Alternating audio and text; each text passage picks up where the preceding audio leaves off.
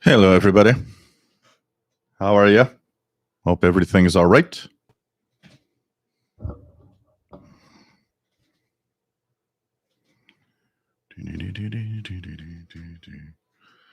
Let's do this. It's going to go here anyways. So I've got a little change. We have tabletop radios that are working today. So there we go. Check if everything is all right here. And here we go. This is okay.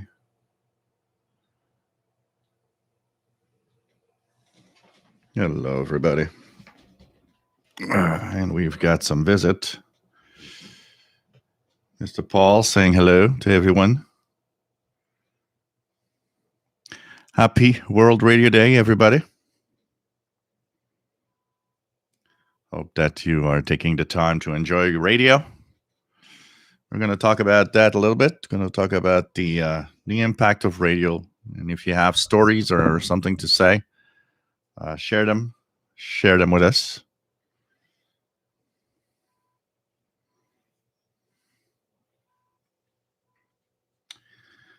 So nice to have everybody here. So this is the Shortwave Live Show. We are here twice a week on Wednesday at 7 p.m. Eastern, 0 hours Universal Time. On Saturday, 3 p.m. Eastern, 20 hours Universal Time. We talk about radio. And we have fun, share our passion for something that we all enjoy together. And it's really cool for that to have this fun moment. In what is, like we always say, a relatively solitary hobby. So having a little radio moment with other people, even though we're not in the same room, is kind of cool because we don't feel like we're all alone, and it's nice to have everybody on board. Mr. Paul saying happy Radio Day to everybody, of course. And so my name is Gilles. I'm located in Montreal, Quebec, Canada, northeast part of North America. We, of course, have a show that talks about radio, and it's a lot of fun to be here. Hope that you enjoy the show today.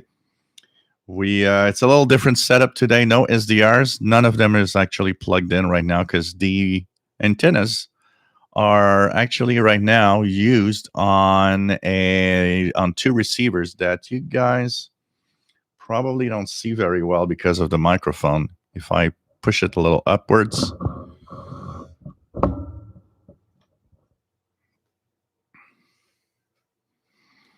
These are the two radios plugged today. So if I do this, that is the Yaesu. And if I do this, it's the ICOM. So I'll have the audio of one or the other. We'll be tuning and whatever we can hear. So the ICOM is plugged in on the MLA30 loop. The Yaesu FT450 is plugged on the W6 LVP. And what's nice is because two radios are running at the same time, I can actually tune two things at the same time. I saw Kimberly saying that she's calling CQ on 28400.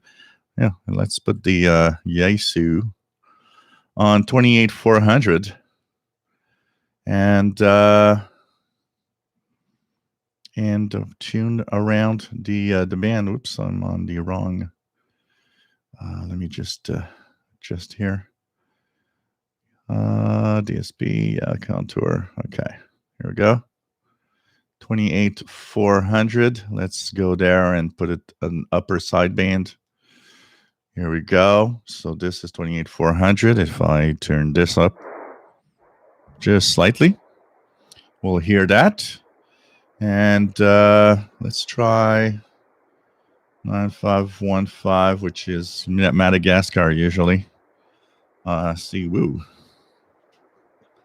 Paul just put his claws in my leg. That doesn't feel good. So that's the ICOM. That's on the Madagascar Adventist World Radio signal 9515. 9515. So it's kind of nice.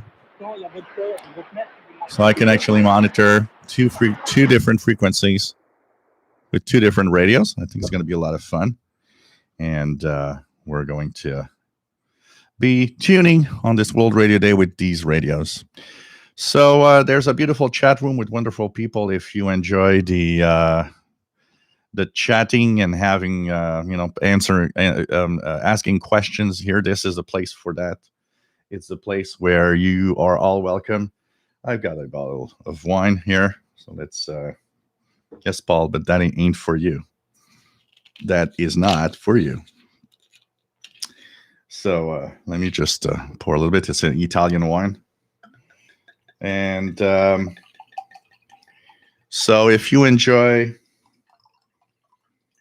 chatting with people that have the same passion as you are, radio, if you are interested in just having fun and sharing with others, a great place for anybody that wants to ask questions. I mean, this is the place to learn. And some very knowledgeable people are here, so some people will answer. And everybody is welcome. I mean, sometimes some people, for some reason, feel that they're not welcome. Well, I don't know. Something's wrong with you, because I think if there's a place where people are welcome, this is the place where everybody really, really feels welcome. And the only problem is, of course, I'm often very, very far away in the chat room because I answer questions along the way, and sometimes I'm up to half an hour, if not more, behind. So sometimes I got to catch up. So if you ask a question and I don't answer it immediately, just remember that I might be in the process of actually, I'm probably like far away in the chat room, in 20 minutes, half an hour, I'll be there and say hello. So don't worry about it. And please, when you say you post your name, especially when you're new, please share your location. It's always fun to know where everybody is around the world. Cheers. Happy Radio Day, everybody.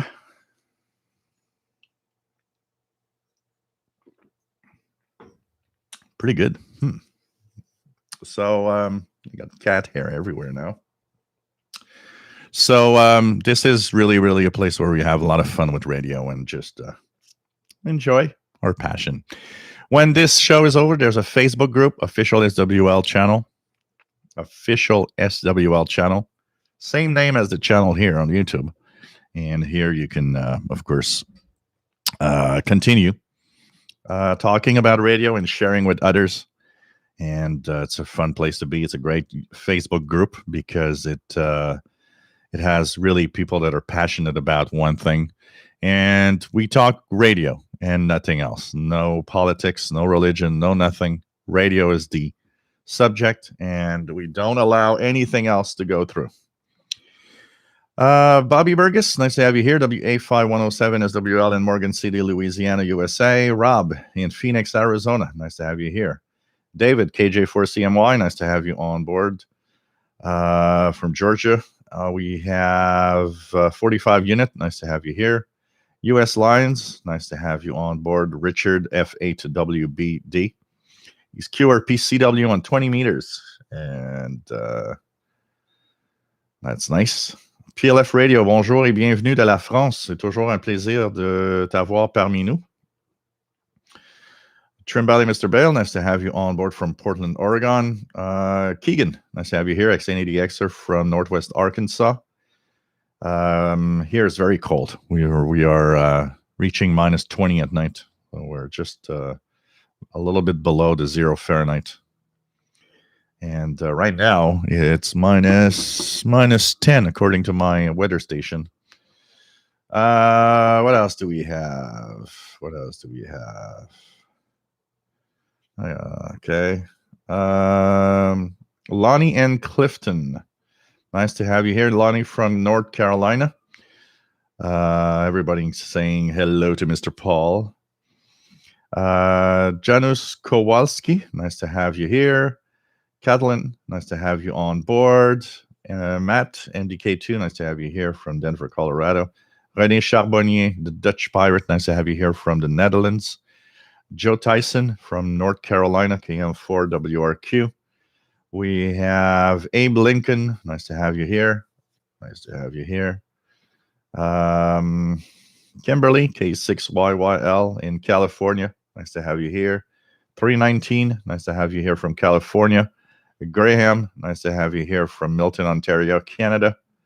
Bill Curry and 8UUP, happy World Radio Day. Simon Templar, nice to have you on board. Happy Radio Day also. We have David Acosta, nice to have you here. Salut Vince, bienvenue. Nice to have you here from just outside of Montreal in Deux Montagnes. Tom DXer, WPE2QED, nice to have you here from Hudson Valley, New York. Thomas Lane, nice to have you on board from Grand Rapids, Michigan. And wait, he says there's way too much snow. We have some snow. I mean, it's more right now. It looks more like a typical winter here, and we are about to have about a foot of snow this week. We're going to have we're going to have like 6 inches on, I think it's Tuesday or Monday, 6 inches, and Thursday another 6. So that's a foot of snow in the week. So really nice to have. It's winter. We got to go and we gotta deal with it. It's our Canadian winter, and now it's really cold. And they're saying that when they look at long term, March is probably going to be quite cold also. But at least the days are getting longer here in the Northern Hemisphere, and we are getting into better times for radio and for everything, and for warmer weather coming up soon. That's for sure. Gisa, nice to have you here from Costa Rica. And happy World Radio Day from warm Costa Rica. What else do we have? What's the frequency range of the Yaesu? It's long wave all the way up to 6 meters. So it goes from something like 100 kilohertz all the way up to 54 megahertz in one big run. So basically it does the VHF low range in it. And so I can check 6 meters. Actually, when the antenna is plugged in, I check 6 meters with it. It's kind of the place to do it. Okay, here it goes. Here we go, mister. Okay, let's put this back up here. So it's a nice little rig. And, one of the things I wanted to do is to have them here.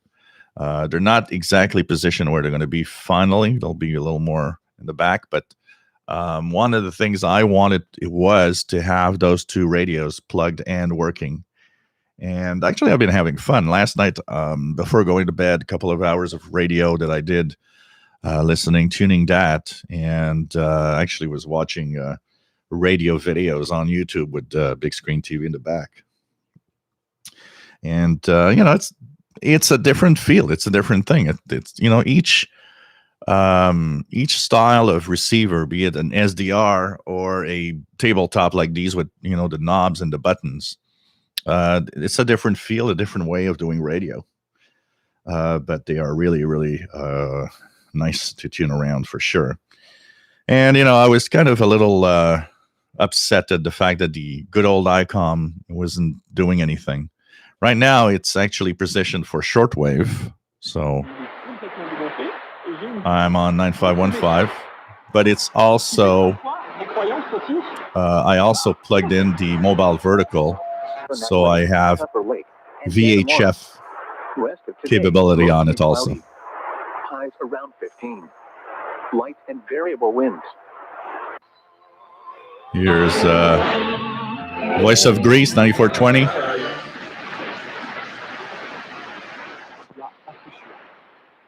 Adventist World Radio from Madagascar, 9515. Radio Marti, 9565.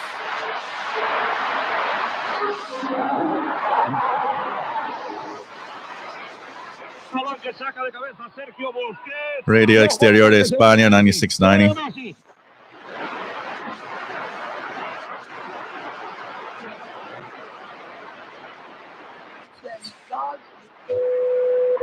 WWV at 10 megahertz. So, really fun. It's kind of easier to tune that if you want to just tune around, though, than SDR. So that's one advantage when I am on the live show. David, Page Master, nice to have you here from Moore, Oklahoma. KC5VOY, WA5136SWL. David KJ4CMY says his drink of choice today is lemonade. That's perfect. Really, really perfect. Drinking it straight. I like lemonade when it's hot in the summer. There's something about it, really icy lemonade with some, with ice in it.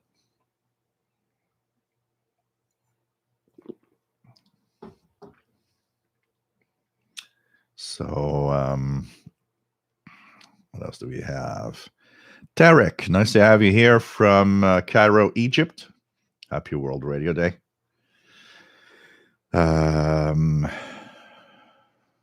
Elmer likes radios. Stephen Wood, 9515, coming in on Cape Cod at fair level, and Drake R8B. Rufus Newt, nice to have you here from Laurentian Valley, Ontario. Yep, pretty cold too here. Branson, nice to have you here from the Czech Republic. Joel Laturco, nice to have you here from Rochester, New York. What do we have? Thomas Lane, happy radio day. Jeff King, good afternoon. Nice to have you on board on a rainy day in Florida. We have Caveman 2782. Nice to have the Caveman. What is best portable radio or SDR for LF VLF reception?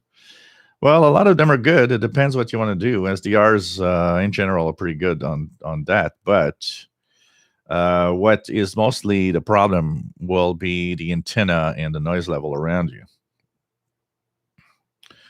That will be much more of a problem than the radio itself most of the time.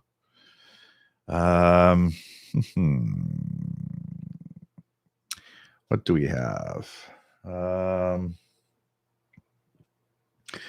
Mosyil, nice to have you on board. James Johnson, nice to have you here from Florida, WA4493SWL. And you can't stop the signal. What else do we have? Everybody happy to see Paul the cat, as I see here.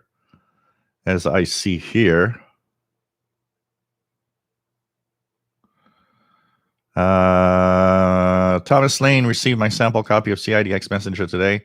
Thank you for telling us about that. It is a great publication. Absolutely. The Messenger is really, really a nice little publication and full of information, and it's really inexpensive to subscribe.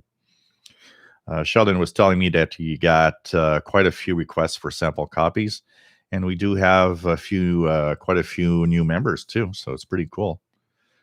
Daryl, nice to have you here from Sudbury, Ontario.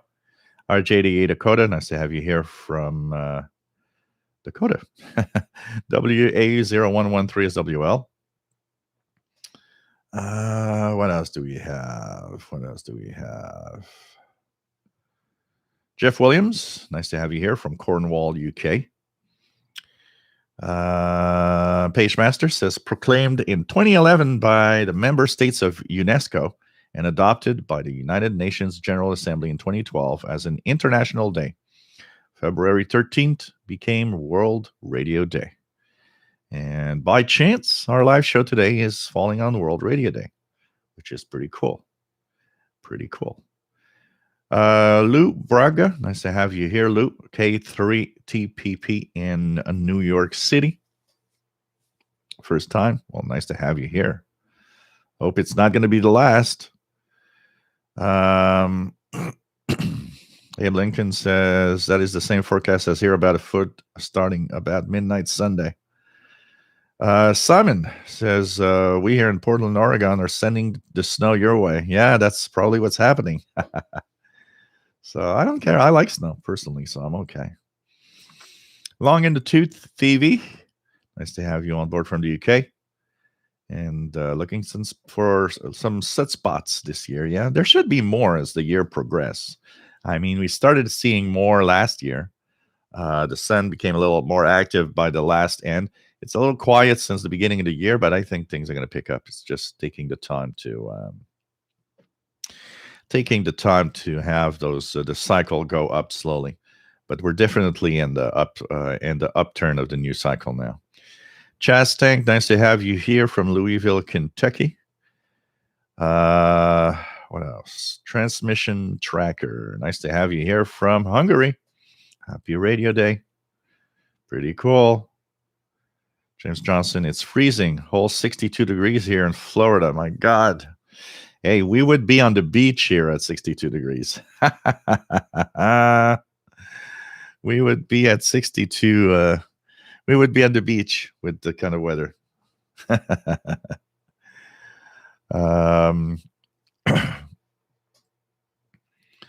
else do we have? What's the status on the lost UPS package? It's lost. The status is when I click on my claim, it still says searching for package. So I guess somebody somewhere is taking the time to look at all of this, and I'm supposed to have somebody, from what I see, is somebody is supposed to call me by phone eventually. So, and I added a little more details to the claim because, first of all, I'm pretty sure there was never a UPS truck that passed in front of my house that day or that morning at that time. And I was home, so they would have, they would have rang the doorbell, and it never did. So, what's fishy there? Somebody says, yeah, I dropped it off, but I don't think it did. Somebody, there's something very phony with that here. NS Norfolk, nice to have you on board from Virginia. Pretty cool to have you here. As usual, like everybody. We have, let me just check it out here. Randy in Riverside, California. Nice to have you on board. What else do we have? Let me just check it out here. Okay. Kimberly got an answer from her CQ on 21300 in Tennessee. Let me just try 21300 in case somebody's there. 21300. Let's go down the band. 21.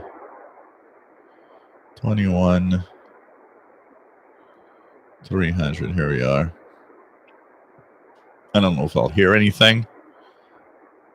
See if we hear something. What I would be curious is maybe if, Kimberly, if you try a 20-meter frequency. Not that far at the bottom of the chat, so give me a couple of minutes, Kimberly, and if you want, maybe find yourself a cozy 20-meter frequency, and let's try that just for the fun of it. Joe, nice to have you here. Esteban from the Canary Islands, nice to have you here.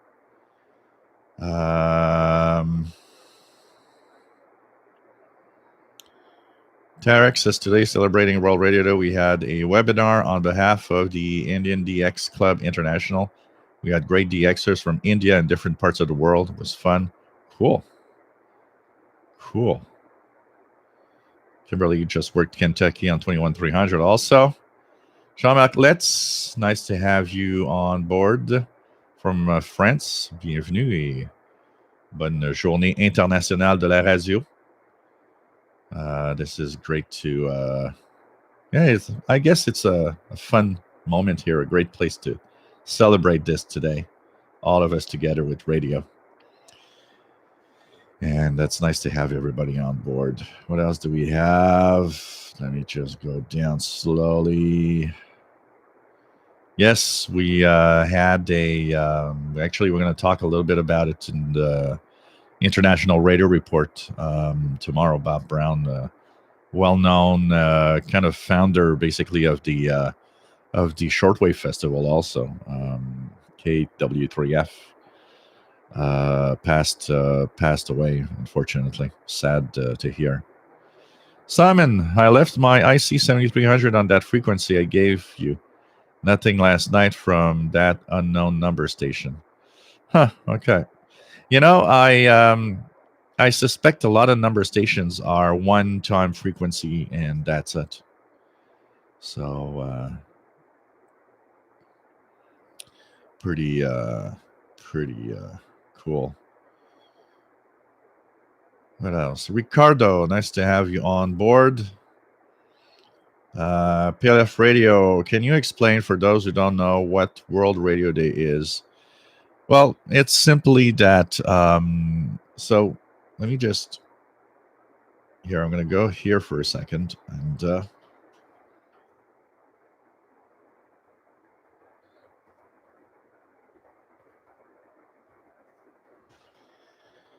so here goes. It was proclaimed. So this was not always there. Different countries have and had over time a some radio days or for their own countries, and there are countries celebrating a radio day once a year at different dates. But UNESCO decided that it was time to have something that is international to basically have people make people aware of how important radio is, and they decided to dedicate officially one day of the year called the World Radio Day. Proclaimed in 2011 by member states of UNESCO and adopted by the United Nations General Assembly in 2012 as an international day, February 13th became World Radio Day. Radio is a powerful medium for celebrating humanity in all its diversity and constitutes a platform for democratic discourse. At the global level, radio remains the most widely consumed medium. This unique ability to reach out the widest audience means radio can shape a society's experience and diversity, stand as an arena for all voices to speak out, be represented and heard. Radio stations should serve diverse communities, offering a wide variety of programs, viewpoints, and content, and reflect the diversity of audiences in their organizations and operations. On the occasion of World Radio Day 2021, UNESCO calls on the radio stations to celebrate this event's 10th anniversary and the more than 110 years of radio. This edition of World Radio Day is divided into three main sub-themes for those that want to participate. Evolution, the world changes, radio evolves. This sub-theme refers to the resilience of the radio to its sustainability. Innovation, the world changes, radio adapts and innovates. Radio has had to adapt to new technologies to remain to the go-to medium of mobility, accessible everywhere and to everyone. Connection, the world changes, radio connects. The sub-theme highlights radio's services to our society, natural disasters, socioeconomic crises, epidemics, and so on. And actually, we had a lot of stories in the past year of how radio is used in different ways due to COVID. Actually, tomorrow on the International Radio Report, we talk about a couple of these stories. So it's really something to celebrate and make people understand that radio is a very, very important way of communication. And as they say, and I believe it, it's probably the number one way in the world for people to get information. So it's really cool. Magazine 1976. Paul holding my package for ransom. Yeah, that's possible. That's possible. He stole it. Give me the cat food or else. Eric Cottrell, nice to have you on board. No problem on being late. It's better to take that hour's walk and stay fit, especially when we get older. We have to do it. Sorry, guys. Bill Curry says he's hearing weak SSB on 21300. Ricardo says today is in the south of Portugal countryside, so that must be a great place for some radio in quiet locations. So I'm hearing nothing at all here on 21300, by the way. What else do we have? Let's check it out. Ricardo says away from Lisbon, city noise. You get lots of signals. Oh, absolutely. It's like here, huh? There's so much noise. And when you go to a place where you're far from homes and in technology, you suddenly notice, hey, the radio is coming alive with tons of signals. Eric Cottrell says, sad about Bob Brown. I knew him for years. He started a 40-meter ham net about shortwave listening before he helped organize the Winter Shortwave Fest. Was that a Eric Cottrell? I remember there was a shortwave net on 40 meters and listened a long time ago. Something like 7232 or something like that. I don't remember. That's a frequency that comes to mind, but it might be wrong. But it was on Sunday, like Sunday at 14 UTC or something like that, 15 UTC. Is that the same net? Because I remember, I don't know if it still exists, but I remember many years ago by accident tuning the ham bands and then hearing the shortwave net on 40 meters. And they even had gateways where some hams gave their phone numbers where listeners could actually call in with some logs and say that they're listening to the net. Is it the same net, out of curiosity? James Johnston says, I've had my 980 SSB, and since I'm here, there's been lots of skip on 11 meters in morning and evening. Yeah, mine is always on, almost always on. I'm having fun just leaving it with the squelch sometimes on the Super Bowl channel. And when something pops up, well, the squelch breaks, and I know that there's 11 meter activity. Might as well use it. I got it. So now that one is on the sloper. It's right here, right now. Actually, right now, it's on 38 lower sideband, channel 38 lower sideband. It's been very quiet on 11 meters here, though, in the last couple of days. Abe Lincoln, the package on the galactic back order. Yeah, something like that. Dr. Sisop, aloha. Nice to have you here. Tom DXer says Radio Omrang broadcast only once a year on shortwave on February 21st from 16 to 17 UTC, 15215 from Germany. The ID as the free voice of the Frisian people for autumn, Amrong Island in Germany. So thanks for reminding me that, Tom DXer. This is the once a year little event that I like to tune around and usually hear it. Man, time flies. I just like I have the impression this was like not that long ago that it actually happened, and we're already here. Man, the year passed so fast. Pretty crazy. Matt says this year they realigned so as not to deal with border crossings due to COVID.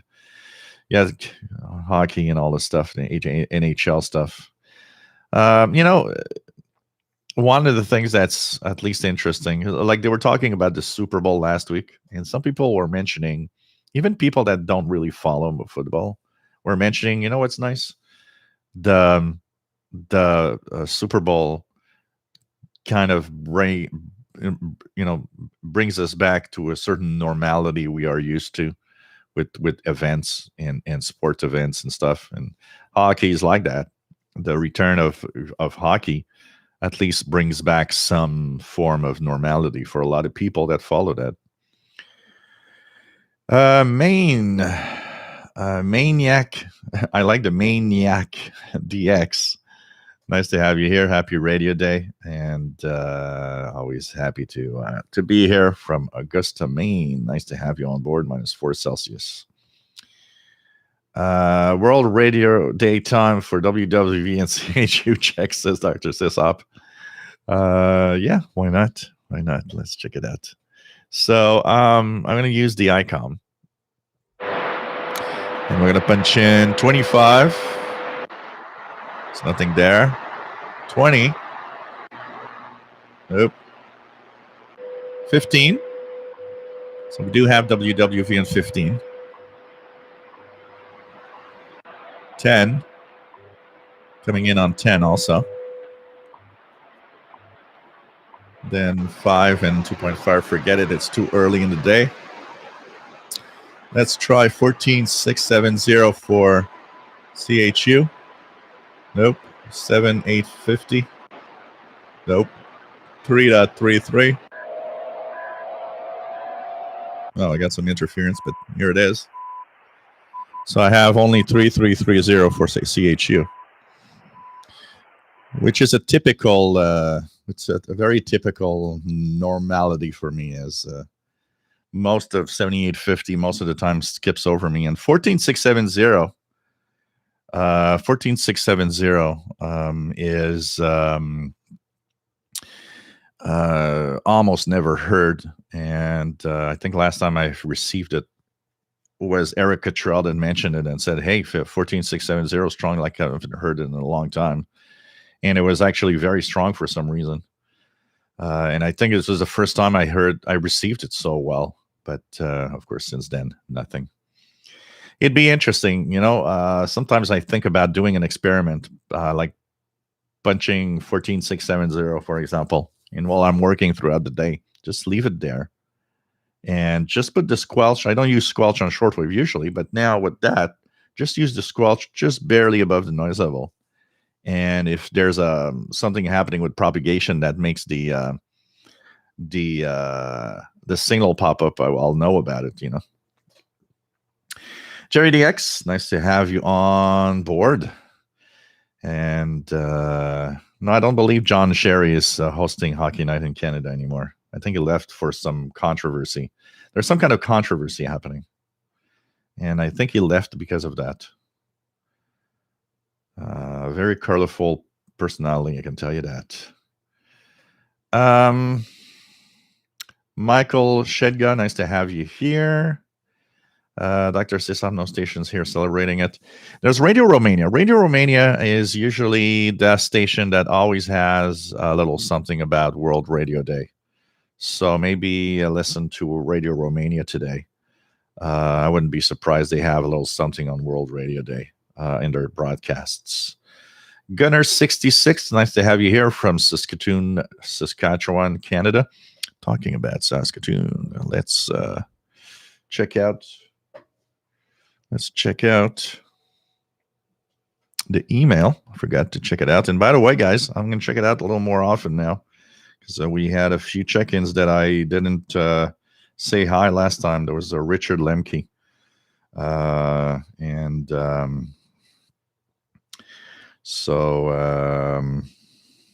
Here we go. So confirmation for International Radio Report. That's cool.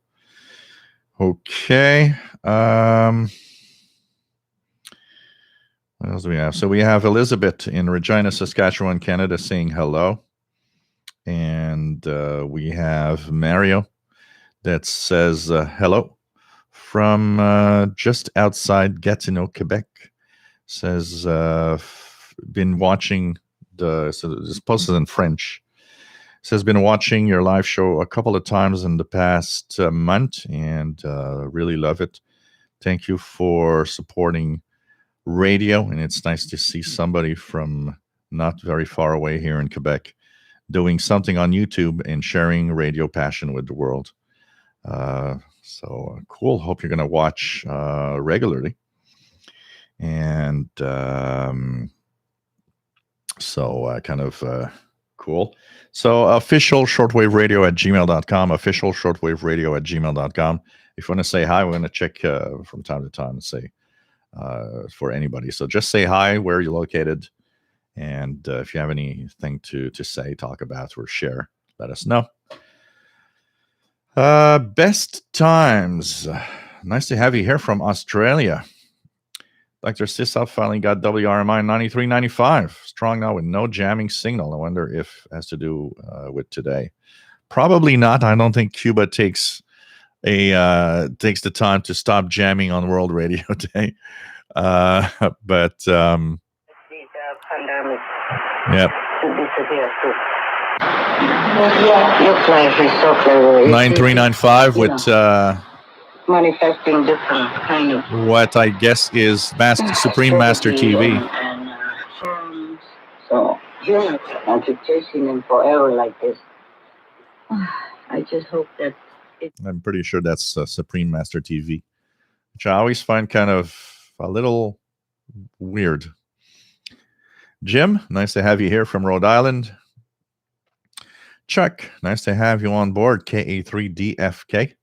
Happy World Radio Day. Gerardo Rincon, nice to have you on board. New shortwave, have 70 feet long wire to a tree. And an MLA 30 plus. The MLA 30 plus outperforms the long wire by a long shot. Yeah, if you have a lot of noise, it does. It's like my sloper here, which is about 80 feet long. My sloper in my backyard is extremely noisy and is really, really not the best antenna for reception. The MLA 30 really beats it. But in a very quiet environment, that long wire would be better. Unfortunately, it's really the noise that's the problem. And that's the problem with long wires or wire antennas. Wire antennas tend to bring in a lot of the noise, unfortunately. Eric Cottrell, been watching webinars put on Amcation. Hope to attend next year. Cool. I would guess that it's a safe bet to think that if nothing really unusual happens, 2022 will probably be a year where things are back to normal. Mark Elford, nice to have you here. And he says, every day is World Radio Day.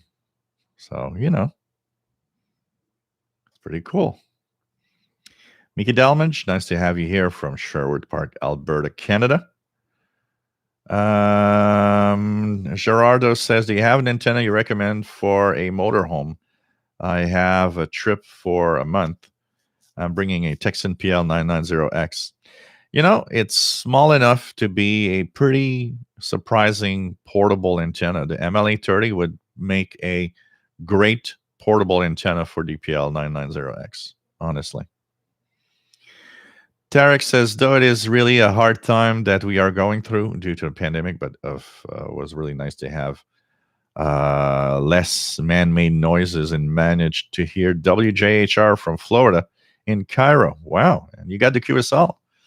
I never wrote for a QSL. I should. Are they on the air at this time? 15555. Upper sideband.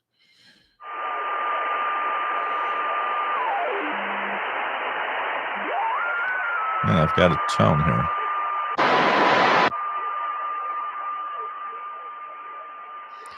But I believe it's there. But it's interesting, I got a tone for some reason. I got a little tone. Yijit Kadir, TA5AIJ, nice to have you on board from Turkey.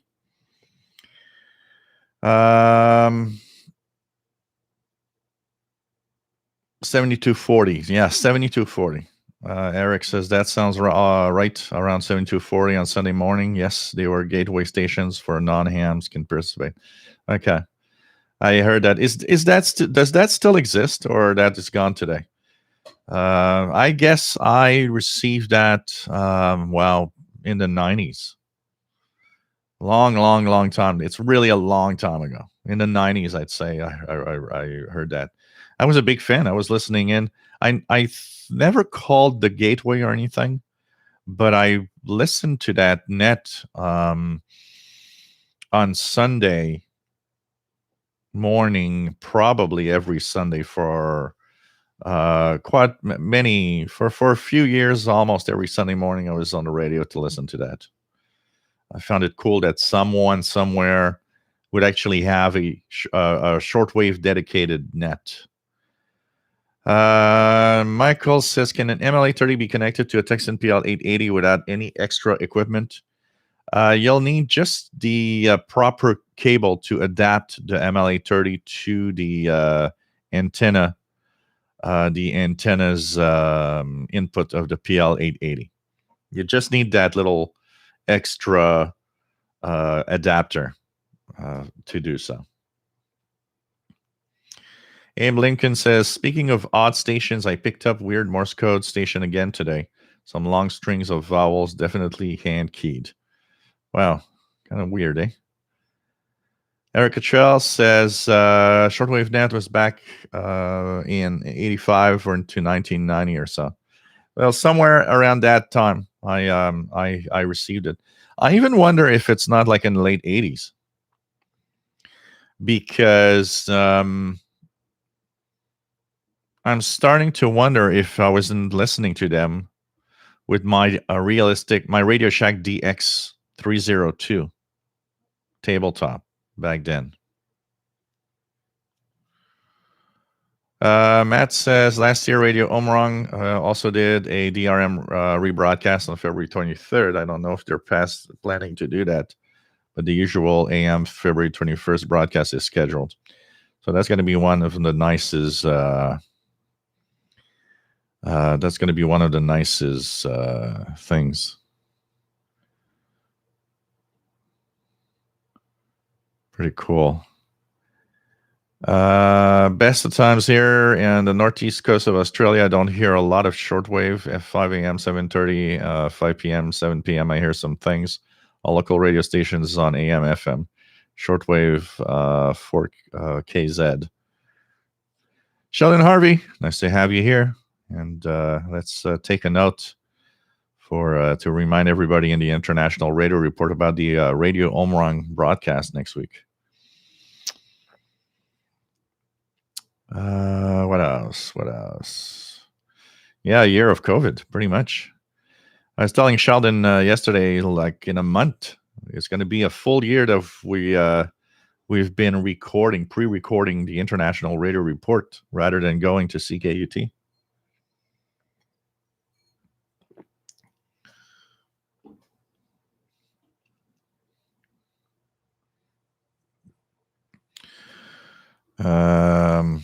Yeah, here we haven't had any word of anything. Here the word is that we are going to move on to the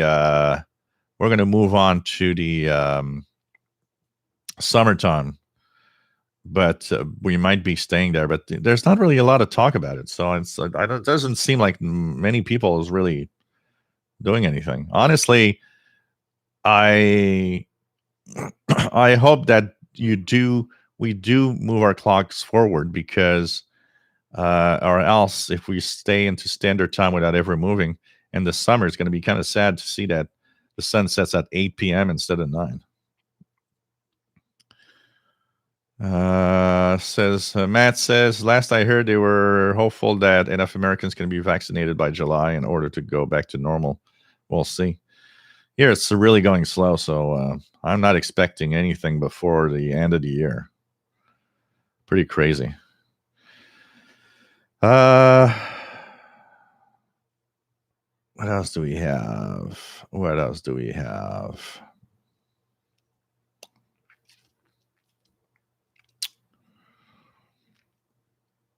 Let me just try to get back to normal. Okay. Jamali Mr. Bale says 14996. Oh, yeah, the Russian ones. Let's check it out. 14996 CW.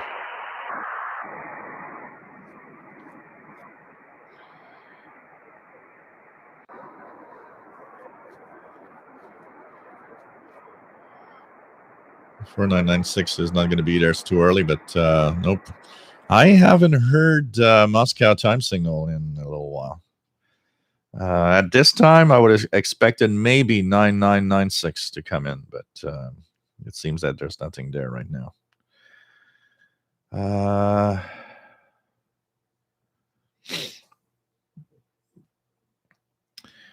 What else do we have? 4KZ, local radio station, a shortwave service on 5055 with 1 kilowatt.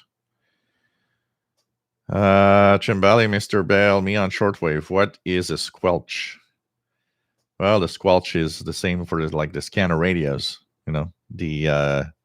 It's to remove. So basically on VHF, UHF, for those that don't know what a squelch is, just out of curiosity, it actually is there to. So when you scan with a scanner radio, you don't want to have all the static because anyways, the static prevents your radio from scanning because it thinks it's a signal. So the squelch is there to remove that static. Once you reach the squelch level where static is gone, you leave it there. And anything that is strong enough to beat the squelch level will actually trip the squelch, and you'll be able to hear what signal is there.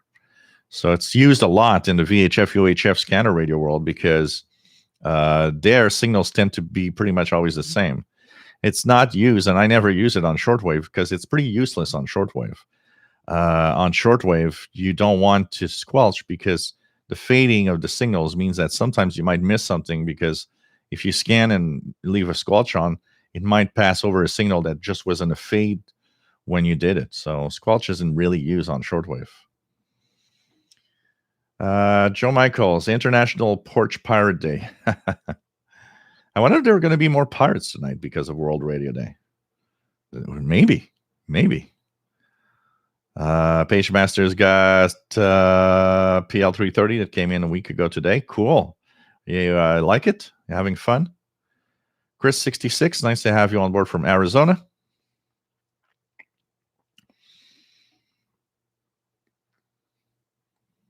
Charity X, nice to have you on board. I don't believe I've ever owned a Montreal Canadiens jersey. I know people go crazy over that here. And I'm like, yeah, so who cares? I'm more in the who cares. Rudolph White, nice to have you here. Having a great day, absolutely. PLF Radio, Texan PL330 sold out. Well, I mean, at the price it's selling, it's a bargain. It's such an amazing little radio. Rudolph White from the Lehigh Valley, Pennsylvania. Kathleen says, would be nice to record both the Radio Romania at precise same time and to share the recordings, trying to notice the delay.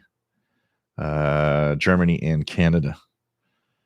So, you know what? I'm going to, 2130 is the English language. I'm going to tune the English broadcast, 2130. Mika Dalmich says WWV on 2.5, 5, 10, and 15 only at 2039 here out west. Raymond Martin, I wish you a happy World Radio Day. I have many shortwave receivers from the late 60s to current. I have the new Chinese import Texan H501, which I use the English 990X manual, as they are similar. Yeah, from what I heard, the H501 is the 990X with 2 speakers, basically, roughly. So it probably has the same internal circuitry that it shares from the 990X.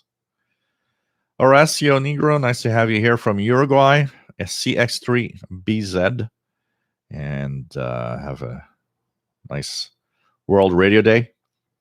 Thomas Lane says, radio will always be magical means to keep us connected despite the miles and despite the current crisis affecting the world. Yep, absolutely. Absolutely. Sal Morel says, hello from New Jersey. Nice to have you here, Sal. Everybody saying hello to Elizabeth. Robert Prosper. Nice to have you here. Tarek says, CHU. Yeah, I was lucky to get a QSL finally a couple of years ago. Next target is WWV. Cool. Mark Schmidt, nice to have you here from Maine. Matt tuned REE, Radio Exterior España 9690. Sounds like a soccer. Yeah, it sounds like a soccer game. Absolutely. Absolutely. Trimbali, Mr. Bale, true or false, long horizontal wire picks up less noise than a long vertical wire. I'm not sure of that. The thing is a vertical is because the wire, when it's horizontal, has some form of directional pattern to it. Where if it's vertical, it's simply a vertical antenna, which means it would be receiving equally well everywhere. So technically, even though it would have to be a really long wire, because very short wires that are horizontal don't shift directional, not enough noise to change much.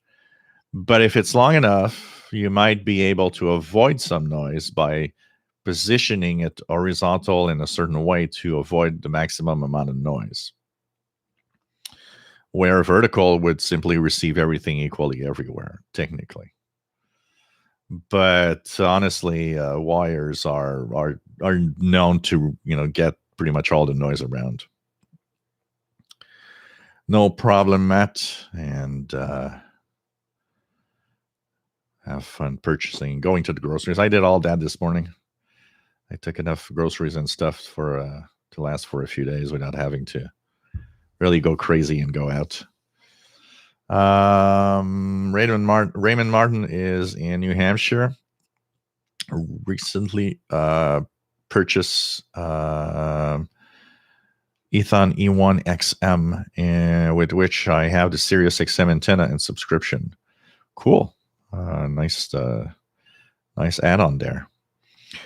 Yep, using the old R8500, Matt, absolutely, and the Define Yaesu FT450. It's so funny. I haven't used them in such a long time that I had to, for a moment, kind of figure out some of the buttons again to change mode and stuff, and the filter width. It's like I lost a part of the knowledge of the radio itself, but it came back quite fast. Okay, so it disappeared in the 2000s. Okay, but it was fun because I remembered that shortwave net on 40 meters. I thought it was cool to have other people, take the time to do something like that and share a net with information about radio and logs, and it added to the fun of me discovering radio back then, because I'm pretty sure it's like in the late 80s that I stumbled across it. That means there's no internet, no nothing. I'm part of maybe I'm a member of CIDX and Clermont Côte du Québec here local, which adds to it. But even then, it's kind of fun because it's like, wow, there's other people that are there having fun also,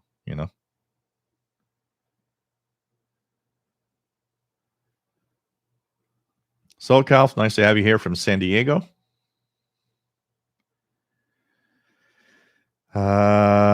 Page Masters got a total of 957 QSL cards. Some are international broadcasters, some utilities, and ham operators. This is cool. Cab Destre, nice to have you on board. Hola. ¿Cómo está mi amigo? Donde Barcelona? Nice to have you on board, my friend from Barcelona, Spain. Joe Michaels, can you please do a review of the Xiegu XC5150 QRP portable HF radio? Yeah, I'd have to own one first.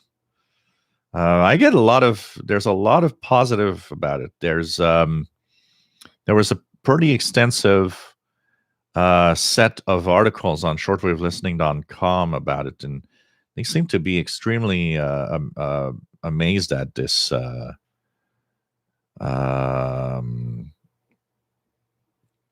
It's surprising. Email is official shortwave radio at gmail.com, not official SWL. Official shortwave radio. Official shortwave radio. That's the email for the gmail.com.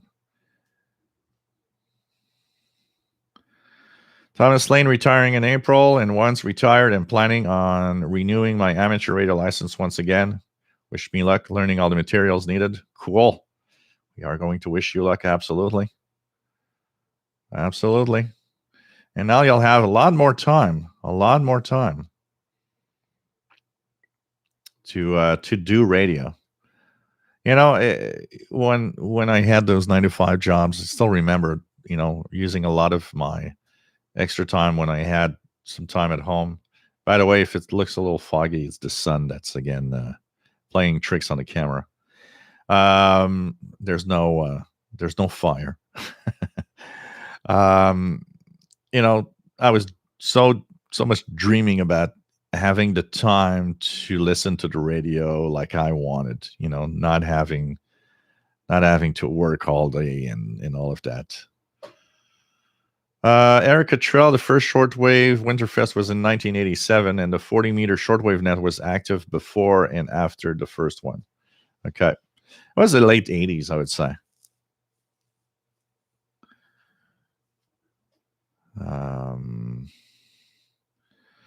Yeah, our vaccination is in trouble here. It's like a little crazy.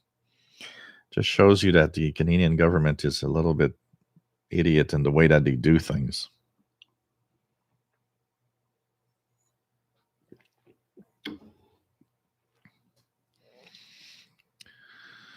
Yeah, no, I understand that, Matt. I do understand that if we would go to daylight savings time and stay there, the sun would rise in Montreal in December at 8:30 a.m. instead of 7:30, which means that a lot of people would go to work in the dark. Even more people would go to work in the dark now. Even school children might go to school in the dark, or almost. So that I understand that would be probably the best trade-off. It still would be weird that 8 p.m. the sun already sets in.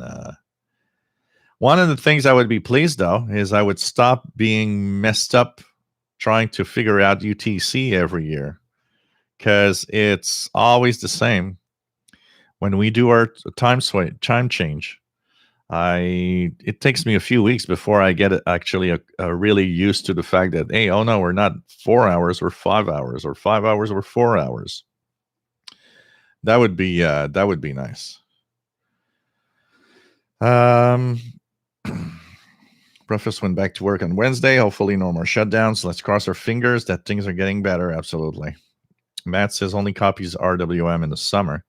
In the summer, I get the 14996 and sometimes 9996 late afternoon, and sometimes 4996 later in the day. But at this time, 9996 and 4996, I'm going to try it again in about an hour because I'm curious. It's often possible here. But I hear them regularly.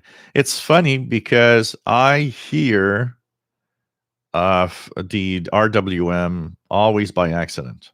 I almost never check that time station on purpose. What I do is I often go on WWV, and because I'm on AM and the filter width is larger, I hear the little pips just creeping into the WWV signal. So when I hear it, that's when I'm like, oh yeah, that is there's the RWM is there. It's interfering with WWV. Stephen Wood says 4996 is normally in here after dark most nights. John Hummel, nice to have you on board. Dr. Sisop 5085 WTWW sounding so bad lately. Yeah, they're having a lot of audio problems. Distortion or very low audio or no audio at all. I don't know what's happening. Somebody needs to take the time to check to check their transmitter. I can tell you that. Matt says, I've got an RWM on 14996 just a handful of times and never on 4996. 9996 is the one that works best and typically in June. Sounds like, okay. Intersysop says, I've seen the PL330 on Amazon, latest one, and you can use Prime. Yeah, I'd be careful with that because you really, really need to ask if it's a version 3305. I've seen a lot of PL330s everywhere, and they're all the Chinese versions. Be very, very, very, very careful not to get the Chinese one. At some point, it's going to level out because at some point, the only ones that are going to be available are the 330s that are fixed. But until then, just be careful. Kevin, saw a YouTube video on the shortwave station out of Maine, World's Last Chance Radio. Paid for the antenna, array, and equipment. I guess we will hear them for some time. Yeah, well, it's been there for a while. It's off. Are they back? They were off the air. Their transmitter is like going really nuts. They're not having a good time right now. Yeah, it's there. It seems to be there because that's what's on 9330. So 9330 is there. They were off because they had problems and they have tons of issues. That thing isn't working like they want, and they're having tons of problems. I'm not even sure they're running 500 kilowatts, honestly, with all the problems they're having.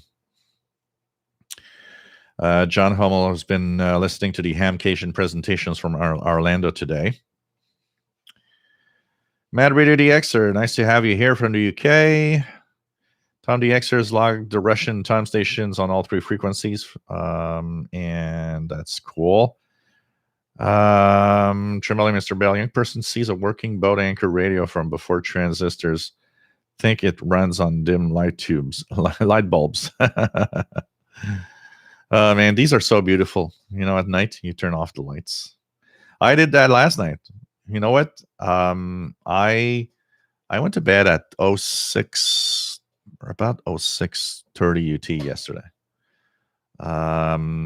There's a lot of neat signals that come in after midnight, and I started tuning around the bands with those two tabletops, and because they have the display and all, I ended up shutting down the screen and the lights and just tuning around with the glow of the radios instead. It's kind of nice. Heard Radio France was really nice. You know, when we talk about how shortwave and the information we get out of shortwave, just to give you an idea, I was having a lot of fun yesterday because Radio France, with their African service, was talking about different things happening in some of the countries in Africa, things we never hear, and we don't even know is happening. So I had a lot of fun with that. Weird. I heard, because on Saturday and Sunday only, you have NHK Radio Japan that has their English broadcast to, I think it's to Europe, via Austria.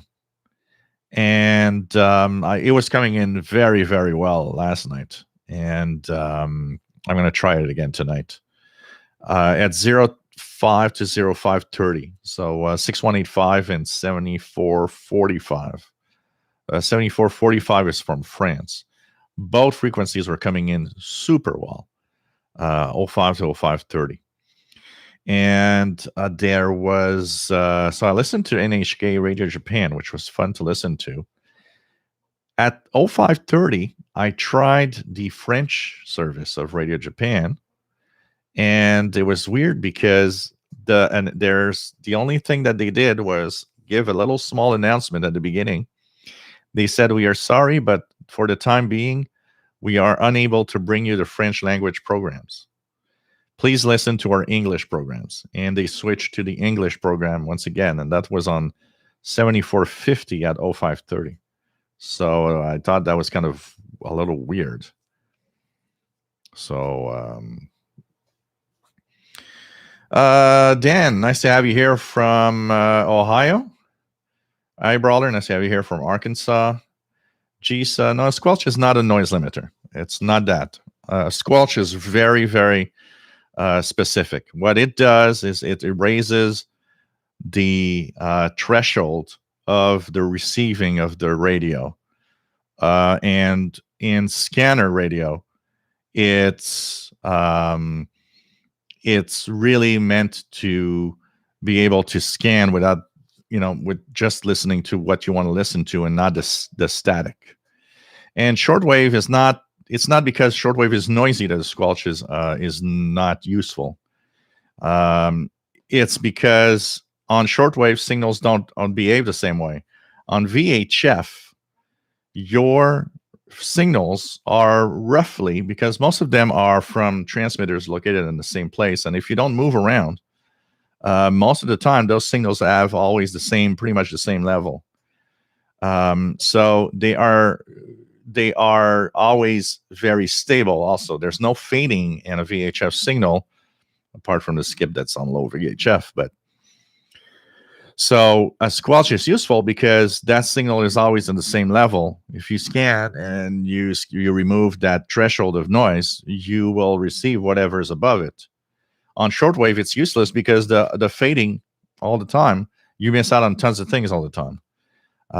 It's a little bit what happens with the ETM scan. The ETM scan uses a little bit of that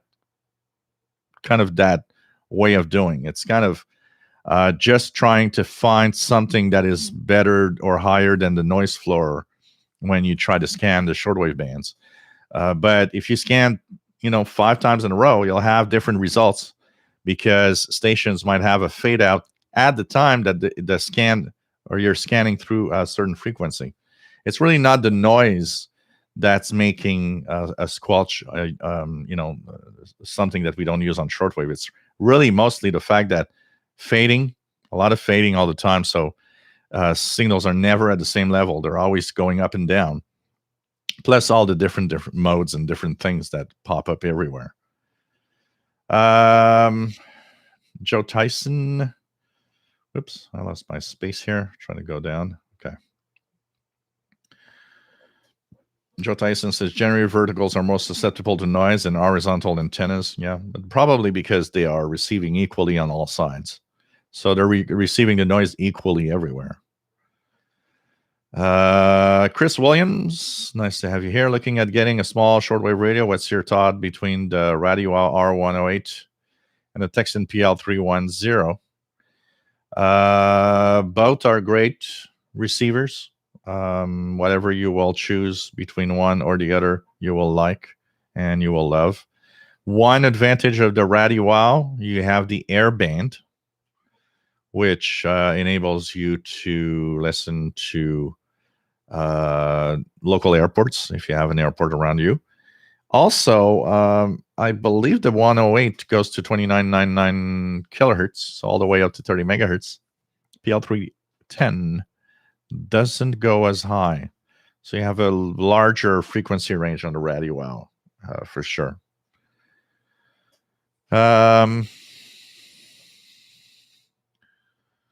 Yeah, I think that's mostly the reason. Absolutely.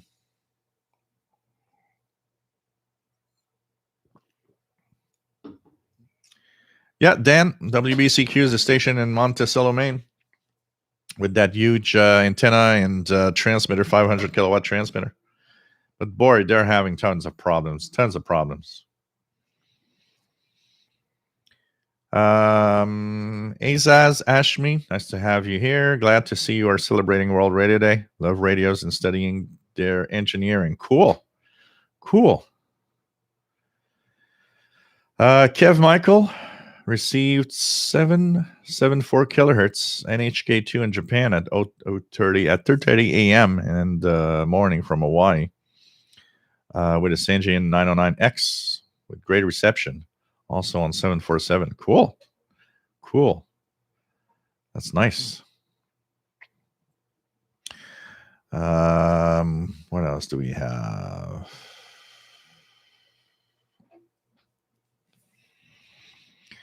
What else do we have? Azaz says, I'm 21 years old, studying telecommunications engineering. I've been listening to radio since 2009 when I was a child. Cool. That's fun. And the discovery of radio when you're young, it's all new. It's just great. There's something about it that's so mysterious. Pretty cool. 68 WR 048, Marty. Nice to have you on board from Northern Ireland.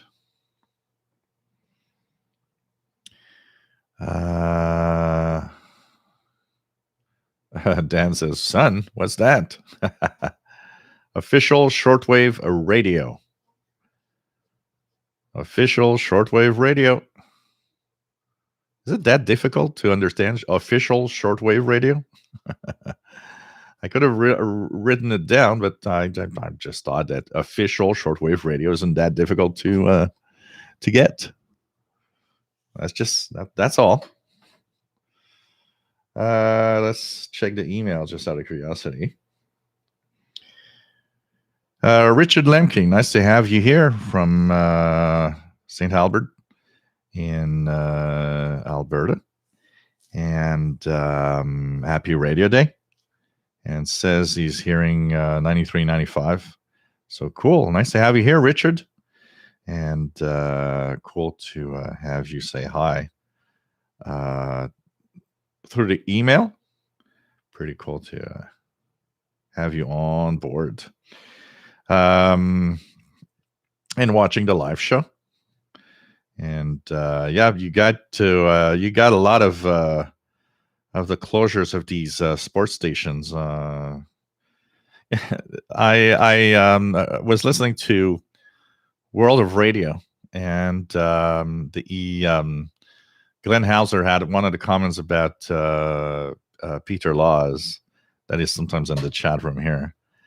And the comment was, so Bell in Canada is changing some of the stations to Comedy Network.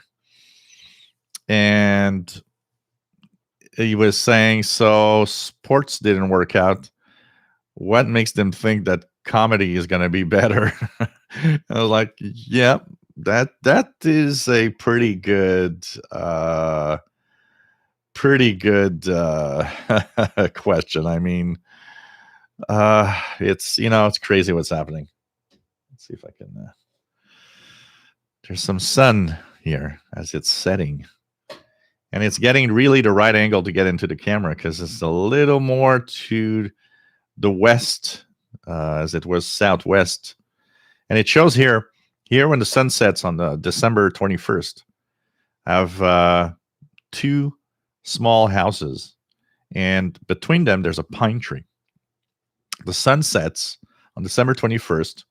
When I look out this window, exactly between the two houses and in the pine tree. And which I always thought was beautiful to look at when I was doing stuff at home. When I got here the first year, in the wintertime, I was like, oh, this is so fun, seeing that sunset right there. But now it's more to the west. So because the days are getting longer, the sun is shifting. So now it's more like a little to behind one of the houses. But that also means that the angle here is more pronounced, which is kind of interesting. It's nice to see the shifting sun and how different it can be from time to time. I can tell you that.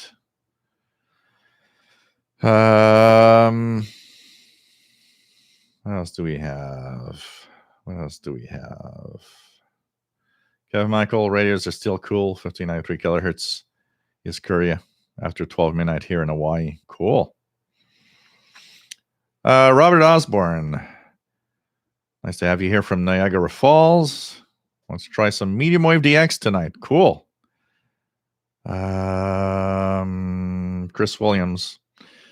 I don't agree because when you buy the brands that are well known, you know what you're buying. And I'm a little tired of hearing people the saying that oh well, I'm not going to buy radios from China because they're junk. No, they're not. They're actually a million times better than a lot of stuff that's built here. So that's something that I'm a little tired, because I mean everything is made in China. Even things that you'll pay $2,000 are made in China. That's the way it is, and you got to live with it, and we got to be there. That's it. That's the way it is today. No, there's not going to be. We're not going to go back. Never, never. And if you don't buy radios because they're made in China, well, you're missing out on a lot of great stuff. Texting receivers are great. There's a lot of great stuff. And anyways, your ICOMs and your Kenwoods are made in China also. A lot of them are now totally made there. So, not all of them. There's a few models that are still made in Japan, but that's why they cost probably 2 times more than what they should actually cost in reality, because they're made in Japan. And honestly, apart from, one of the things I see on the radio side of things is people not wanting to pay for what they purchase. So they buy the really cheap stuff, and they end up saying, well, you look at that, the Chinese junk. The Chinese junk is the junk that you don't want to pay for, so you got it for $15. If you buy something from China that is decently priced, like the Texan PL2 990X, it's $200. It's starting to be a lot of money. It's a very well designed and very well made radio. And when I look, I'll be very honest and very blunt here. St. Gian's crappy ATS 909X2, because it has tons of problems at a price that is unacceptable. I think we got to stop poo-pooing on the Chinese-made stuff, because look at St. Gian. I'm sorry, 909X2 is not worth its price, especially you're pushing a radio that actually has tons of problems at a price that's unacceptable. I'm sorry, I'm not in. I'm not getting and will not be getting an X2, that's for sure. It's not worth the price at all. At all. And, even the 990X, I don't push it, because what happens with the 990X is it's expensive. And, I'm happy. I find it a great radio. You guys have seen the signal that I compared between the Yaesu, their ICOM, and the 990X. Everybody's like, wow, that 990X is really getting that signal like the big gun radios. Absolutely. But for price versus performance, I'm not going to push that radio. I would push more like a Texan PL 660 or something like that, or maybe then Texan PL 880. But if you're not buying Chinese radios because you don't want to buy Chinese, you're missing out on a lot of stuff that is amazing. You do not. It's not true that you have that you don't know what you're buying. You know what you're buying, like everything else. Go to a U.S. company or a Canadian company and buy a $5 crappy thing. You don't know what you're buying. And it's from Canada or the US, and you don't know what you're buying. It's the same thing. It's money talks. It's the amount of money you pay for something, wherever it's made, you'll have something that works great. A lot of look at the crappy Chinese stuff, comments come from the fact that, yeah, well, we all know that it costs $100 to have something decent, and you're buying that $15 thing. What do you want to have for $15? You want to have a radio that's going to DX the world and hear the weak signals and be perfect? It's $15. Wake up. You need to pay a minimum to have something that's decent. It has nothing to do with made in China or not. It has to do that people just want to buy the cheap stuff, and they end up going crazy over, oh, well, the crappy stuff from China. No, the crappy stuff because you don't want to pay. It's a different thing. We have to stop mixing these two together. If it was so bad, big manufacturers would not be making all their stuff in China now. The fact that big manufacturers and with names that we know are quality are making their stuff there, that's because you have quality stuff that can be built there. And that's all.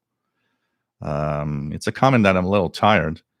For the rest, there's way other things we can, talk about in other forums about China and so on that I will totally agree on that, isn't perfect.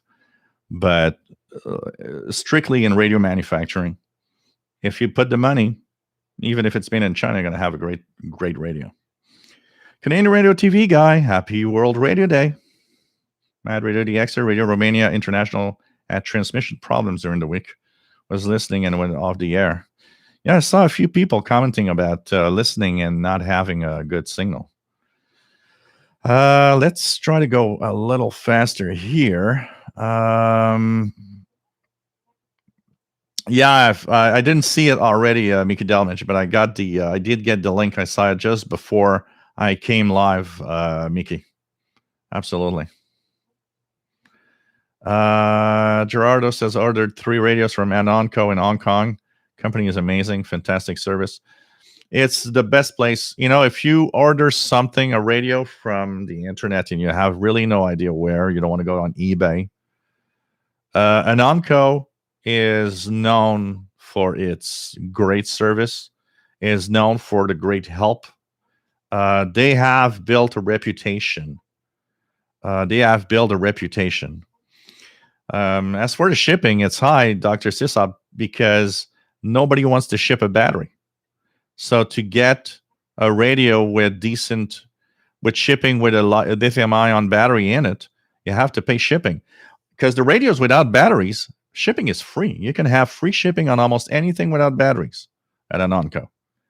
But once you purchase the radios that have lithium-ion batteries included in the package, you got no choice. And the problem with the shipping price is not Anonco. It's that there's almost no one anymore that wants to ship a lithium-ion battery. So, that's something you got to remember here.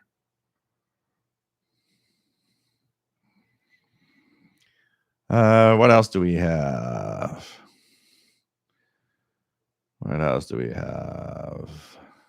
But really, really good to have that. M1 MBZ 9330 is very good in the UK also.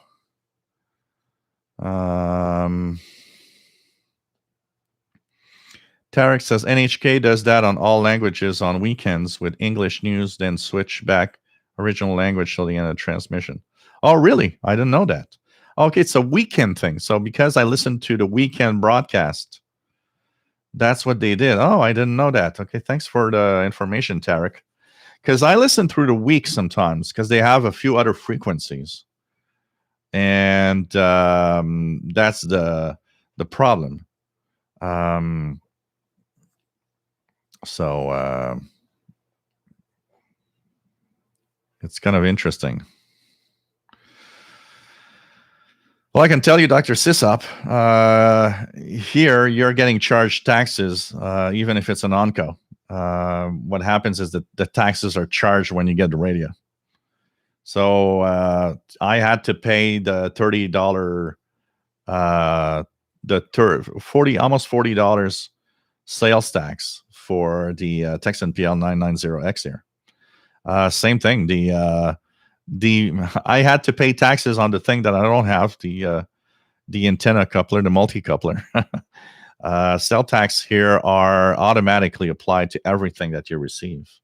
And Amazon and eBay are not illegally charging it. They are charging taxes because they have to.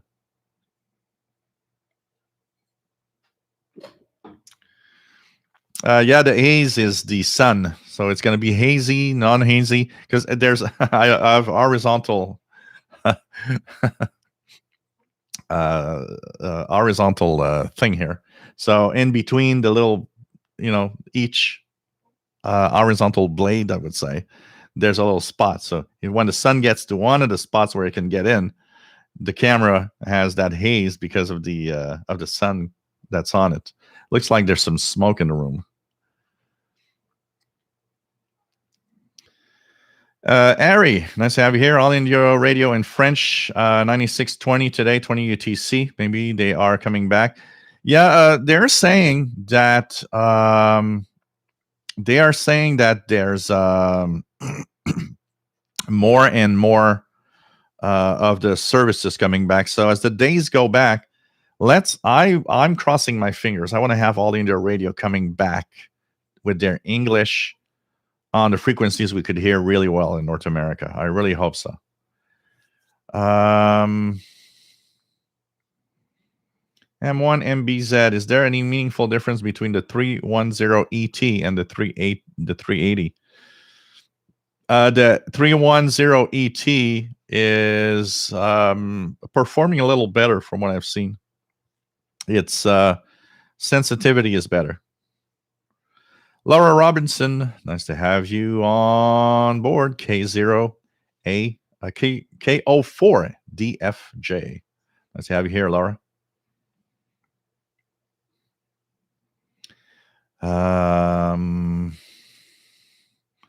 I always use EIBI space.de for the shortwave listings.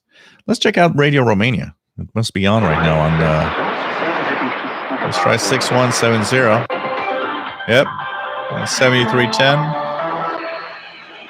6170 and 7310. Romania has reintroduced quarantine measures for people arriving from countries in the yellow zone. That is 6170 better for me. Is higher than the one in Romania. The list includes a total of 66 states which the Romanian authorities consider to have a high risk from an epidemiological point of view. People unable to present a negative COVID-19 test upon entering the country will be quarantined for 14 days. If they have such a test issued by maximum 72 hours prior to the arrival. So this is the ICOM ICRD 500. Exempted from the 2-week quarantine are categories of employees, children. This one I need to play with the DSP contour because it's the Yaesu FT450. Already received both doses of COVID-19 vaccine at least 10 days prior to entering Romania. The total number of infections exceeded 757,000 in Romania, with a death toll of 19,270. About 1,000 people are in ICUs. The anti-COVID vaccination campaign continues in the country. More than 1 million vaccine doses have been administered so far. Most people have been vaccinated with Pfizer-BioNTech vaccines. Moderna and AstraZeneca vaccines are also being administered to the population. A strong earthquake with a magnitude of 7 hit on the coast of eastern Japan on Saturday, buildings and triggering widespread blackouts. Change some of the DSP settings. There appeared to be no major so Yaesu FT450. Was issued. The epicenter of the earthquake was off the coast of Fukushima Prefecture at a depth of 60 kilometers. Buildings in the capital Tokyo and elsewhere. The Japanese meteorological agencies. Earthquake hit off ICOM ICRD 500. Just weeks before the 10-year anniversary of the March 11, 2011 quake that devastated on Radio Romania and triggered a massive tsunami that led to the world's worst nuclear crisis in a quarter of a century, concentrated at the Fukushima No. 1 plant. Material damage exceeded $300 billion. Italy's new government, led by former European Central Bank. Pretty good signal from Radio Romania, 6170, 7310. David in Barcelona, nice to have you here. Kev Michael, yeah, there was a host of these Australian stations on the 120 meter band. Never heard any of those here in Montreal, unfortunately. M1MBZ says, miss listening to Radio Sweden and Radio Netherlands. I miss the Nordic countries. I miss having Radio Finland, Radio Norway, Radio Sweden. Radio Netherlands was always nice to listen. Also, I miss their stations a lot, unfortunately. William, nice to have you here from Wisconsin. Pretty cool to have you here. Howsy, KC9TVN. Yeah, it's sad best of times about Radio Australia. That's also a station that is sad. That was my morning listening, getting up in the morning and listening to Radio Australia 9580 was that for anybody that's been a shortwave listener for a long time, I think no one can hear 9580 and not think of Radio Australia. It's that was that frequency that was just so great. It was perfect. Man.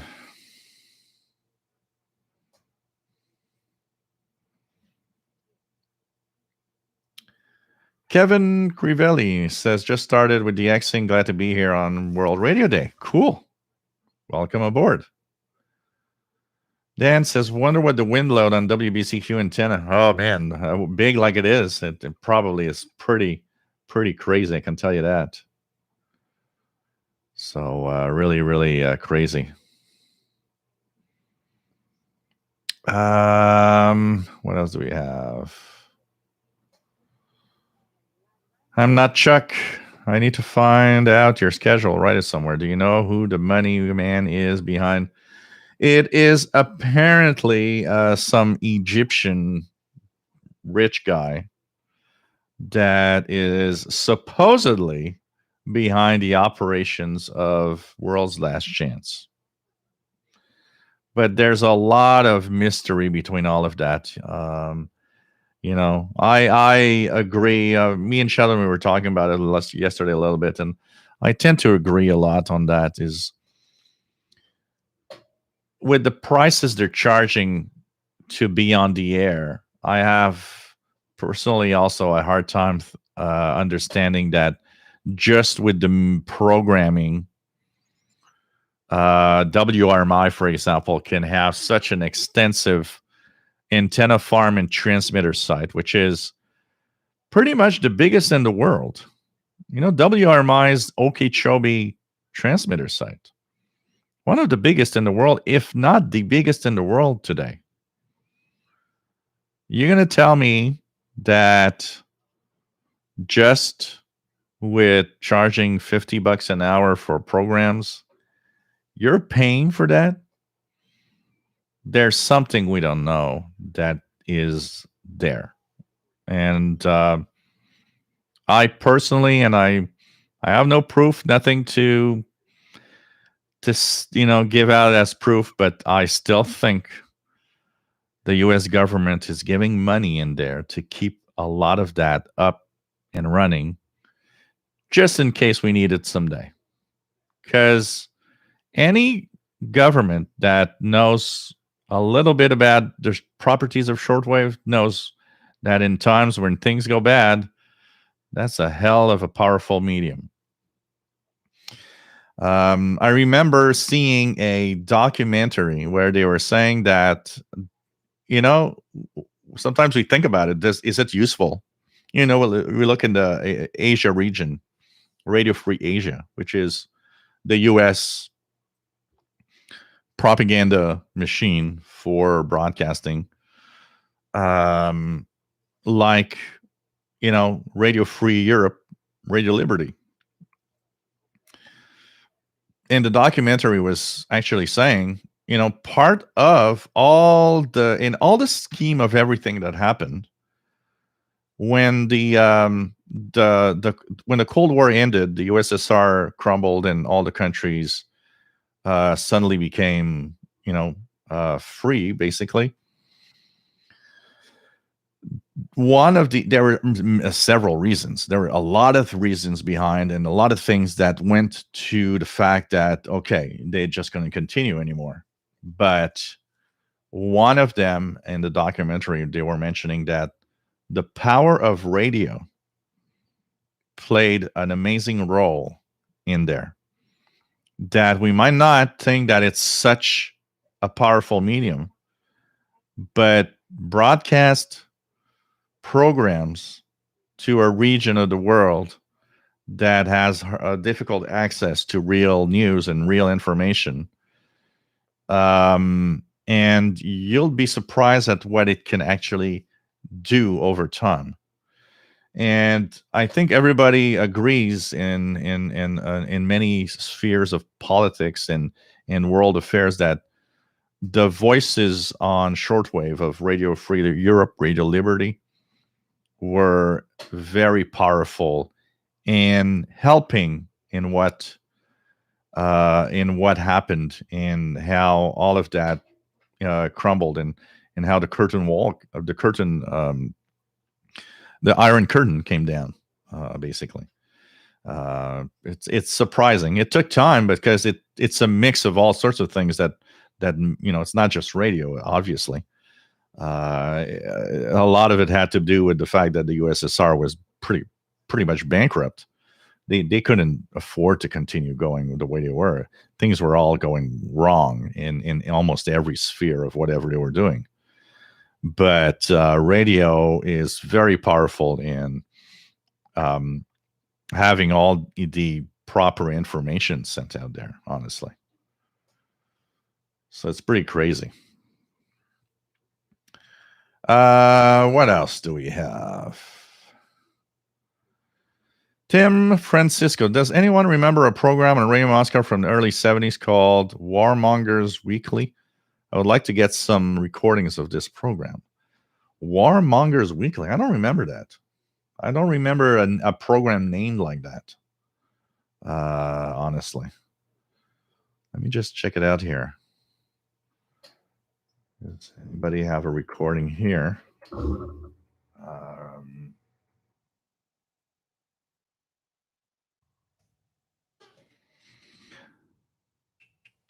So here's a recording of Radio Moscow Mailbag on shortwave from 1976. You guys want to listen to a 1976 broadcast of Radio Moscow Mailbag?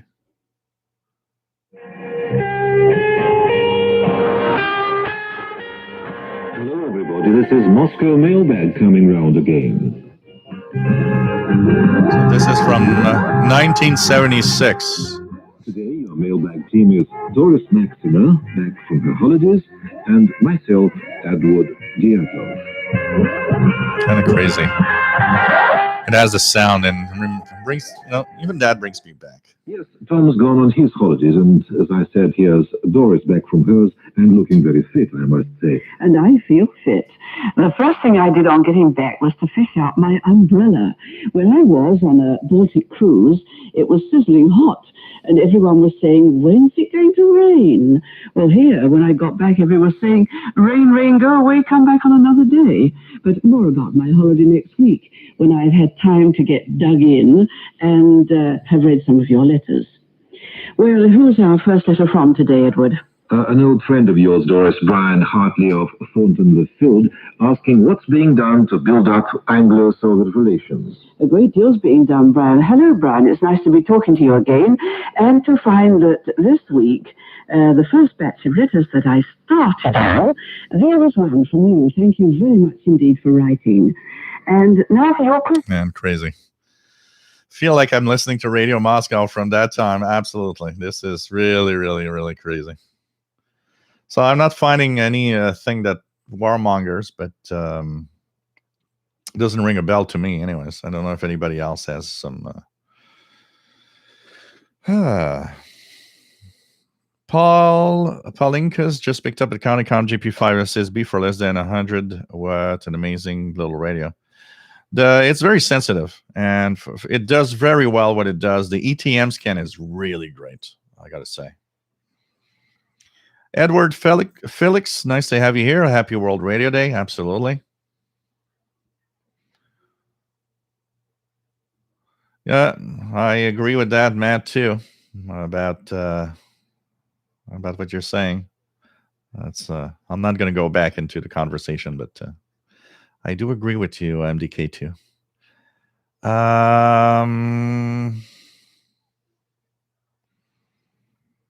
PageMaster, several factors come into play for when I want to buy a radio. One is the reason is all modes, selectivity, sensitivity, functionality, ease of operating, and the list goes on. Hector Vasquez, nice to have you here from Los Angeles, California.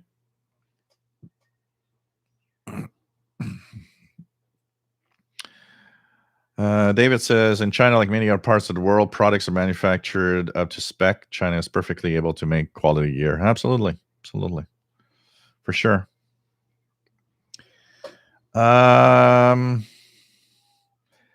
James Johnson still having issues restringing my Calicrafter 3080 size of radio string. Apparently makes difference. So I had to order proper size and I still wait Yeah, these are complex little thing. I can tell you that. I can tell you that. Yeah, Stephen Wood, absolutely. Lithium-ion batteries. I guess they started putting that there when they started having batteries explode aboard planes. They must have said, "Well, let's wait a second here." When one of the radios that I got, what was it? What was the radio I purchased? The radio had been turned back. The shipper turned the radio back to the guy and said, "I said, look, I see that the tracking says it returned. It's returned to you." And he came back to me and he said, "Yep, it got back here because it had a lithium-ion battery." And he had given me two choices. He said, either you pay a little extra and I ship it with this company, and you'll have the battery, or no extra, but unfortunately, I'll have to remove the battery from the radio to send it to you. So, a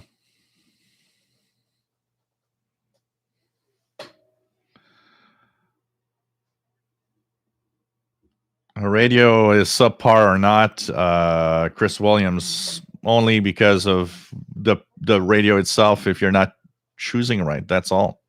Has nothing to do with China. Every manufacturer has radios that are average and good ones.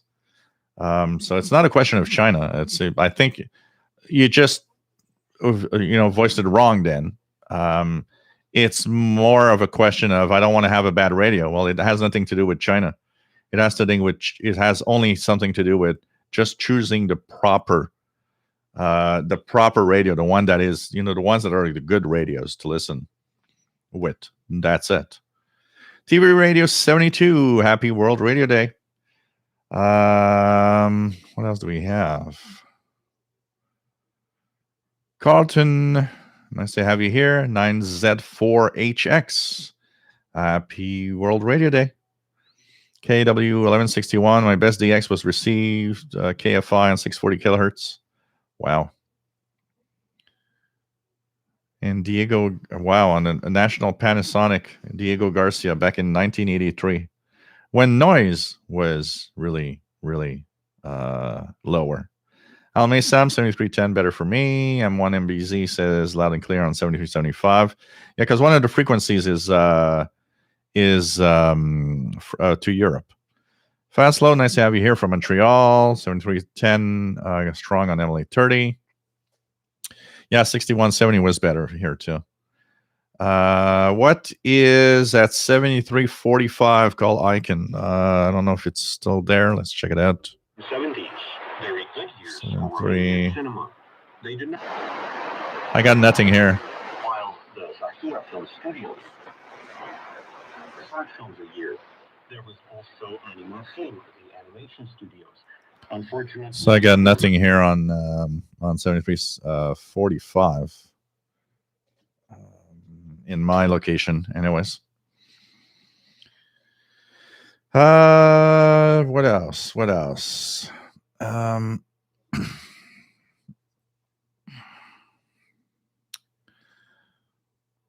What else? Let me just go down here. Not picking up Radio Romania on the West Coast. Yeah, it's a little early for you guys because those frequencies are pretty low, and most of North America is still in daylight. So, and the West Coast, that's a hard one for sure. So, Kev Michael, I hope I can do FM low band again. Yeah, it's a thing of listening regularly because FM DXing relies a lot on the sporadic E-skip. It depends where you live. In Europe, a lot of it has like the Mediterranean Sea and all of that. There's a lot of those inversions and tropo scatter that helps FM band go real far. But there's also sporadic E-skip that can do that. Pretty crazy. RGA Dakota, enjoy your live show today. Radio is very neat. Can't go outside to work to the work shed to listen properly. Oh, sad. You need to set up better, man, to be able to do something. David, love that you put your hardware to find radios back. I like that. Hardware to find radios. HDR. Back in service, even though I'm not mistaken, the FT450 is DSP based, so not totally hardware based. Well, yeah, but still, I thought this week would be fun to play around with that a little bit more. Mickey Dalmage, 9580 for a Canadian. It always felt warm. Australia in the morning and South Africa in the evening. Oh, Radio RSA was on 9580. That's true. That is true. I remember that. Me here in East and Montreal in the East Coast, 9615 Radio RSA was better. That I remember. 9615 had a stronger signal. Maybe 9580 was pushed more towards the western part of North America. I don't know. But yes, 9580 was Radio RSA also in the evening. Man, this is a nostalgia moment. It'd be so cool if we could go back in time with, I would dream to go back in time with today's radio that I own, and like even an SDR. Imagine using an SDR in 1980 with all the signals and everything. Oh man, showing that to someone is like, what is that? Showing my laptop to someone in 1980, they're going like, what is that? Well, I come from the future. Because you ain't going to play an SDR on the Commodore 64. That's for sure. So, do you like your SDR on the Amber CRT monitor running on an Amstrad computer? I'm running my SDR on a Coco 3. Really? Yeah. Oh, that's okay. I'm running my my SDR on a TI-99 Texas Instrument. Oh man, there's the 888 Dakota says too much RFI in the house. Yeah, that's the sad. That's why you have your shack there. It's sad. Jim Gordon, happy World Radio Day. Nice to have you here. I agree the R108 is better than the 310. Yeah, probably the R108 would be the best choice in general. So Robert Osborne, Radio Marti is is U.S. government owned. It's a station that broadcasts from Greenville and is meant for Cuba, which always makes me wonder why they decided that let's do DRM. Yeah, I'm sure a lot of Cubans have DRM capabilities. What a weird and stupid decision was that? I mean, I still can't believe that they did that.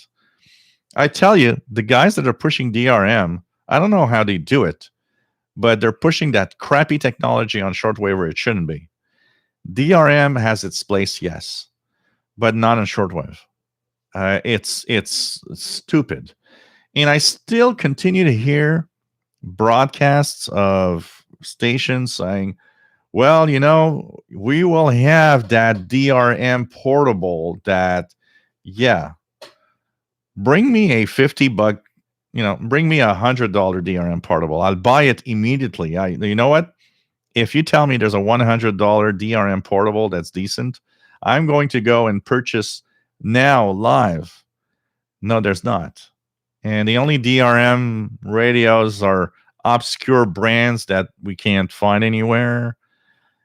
And if they're not, I think Texan has one, but like, really? I'm going to pay $500 for a DM portable? I think not. Come on. That technology is dead. Let's move on. Wasting money on trying that is just, I even will say that when stations invest in the DRM technology, the money they spend there, it shortens their span of being on the air, because they just spend too much money on something that's useless rather than spending it on just broadcasting.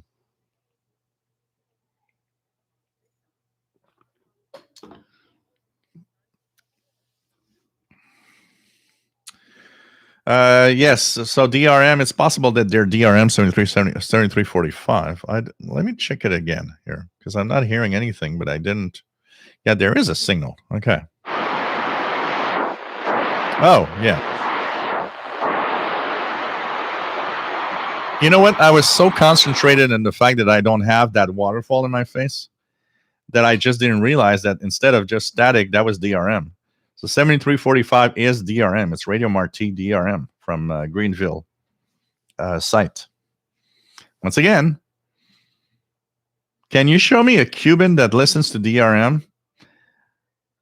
Maybe it's not zero, but I don't think there's a lot of them. What the hell are you doing? What else do we have? Michael says, hope to get Marine SSB HF again. Very hard lately. Dr. Sisop, FCC non-monitoring shortwave nor cares as pirates not getting caught. Some stations in US not have a license. They are, if, their resource is so small that they act probably mostly on complaints, more on FM pirates than the shortwave ones. Chuck CP Davis, yeah, HARP in Alaska, which is right now dormant, but it's there. I tell you guys, there's a lot more to all of that than we actually might think. And I don't want to start a conspiracy. I don't want to do my Alex Jones here, but that WBCQ and WRMI, you know what? I think there's some underground government money going in there. I need to start a show somehow with something like with radio. I should start a show with radio conspiracies. That'd be good. So I heard today that there's this new station coming up. Apparently, totally paid by the mafia. Oh God, I like doing the Alex Jones stuff.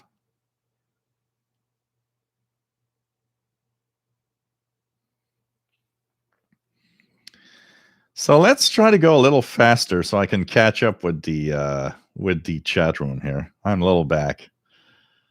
So after some Alex Jones, Ricardo, loud and clear, 7310 Radio Romania. BX RPL, nice to have you here from Poland. Jim Gordon, every time I hear Kim Elliott's show on 15770 gets QRM by utility. The 2001 D sync detector doesn't really help. That's weird. What type of utility are you getting? Because that show is always in, because on 15770, I've never heard any utility stations there. And because the shortwave radiogram is digital modes. So you can't use sync detector and stuff like that on that. It's really digital modes. There's always contests going on, but I remember there's some, so what are the contests? What are the contests this weekend?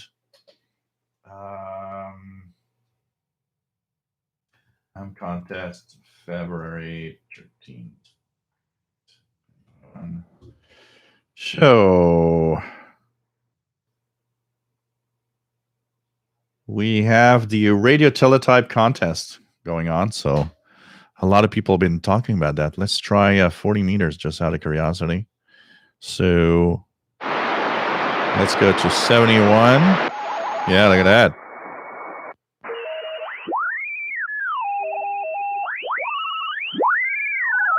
Look at all these radio teletype signals.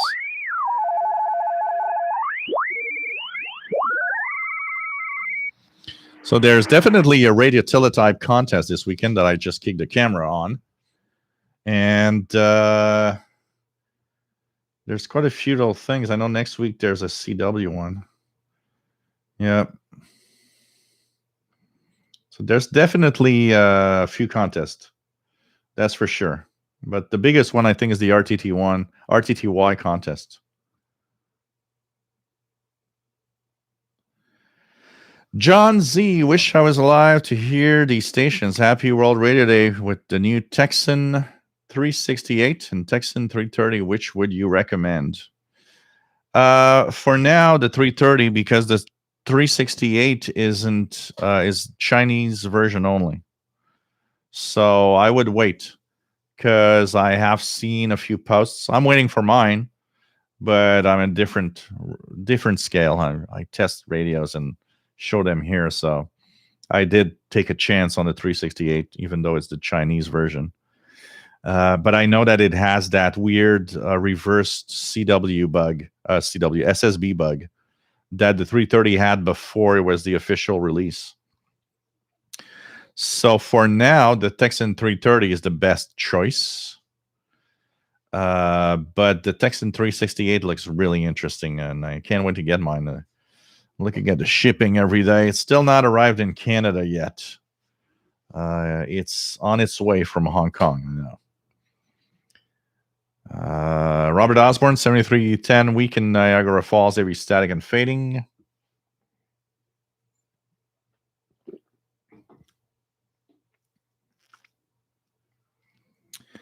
Tim Francisco, yeah, the Cold War, absolutely, full swing. DA Dakota says most electronics companies are now integrated. You can get radios made by local names, and parts inside are made almost everywhere. Some Chinese, some USA, and many more. Oh yeah, absolutely. You just don't know anymore. Sheldon Harvey, Warmongers Monthly from 1987 recording here. Okay. Let's check that out.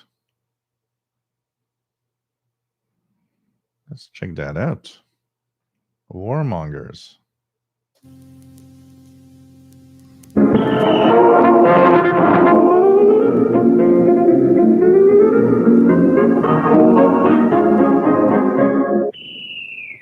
Hello, dear warmongers, and anybody else who may be tuned in at this very moment. We are Vasily Strelnikov and Dimitri Lenin. This time, we are making another trip on our warmongers time machine. No, we are not.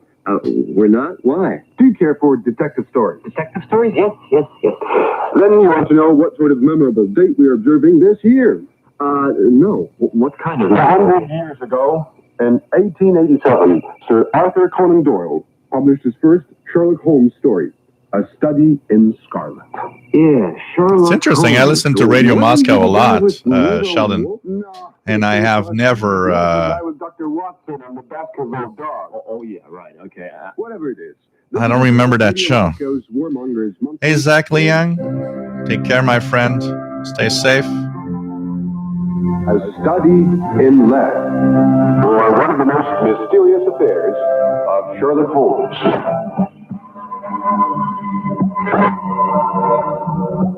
A dreamy autumn evening was dying to give way to a night even more dreary, cold and dank.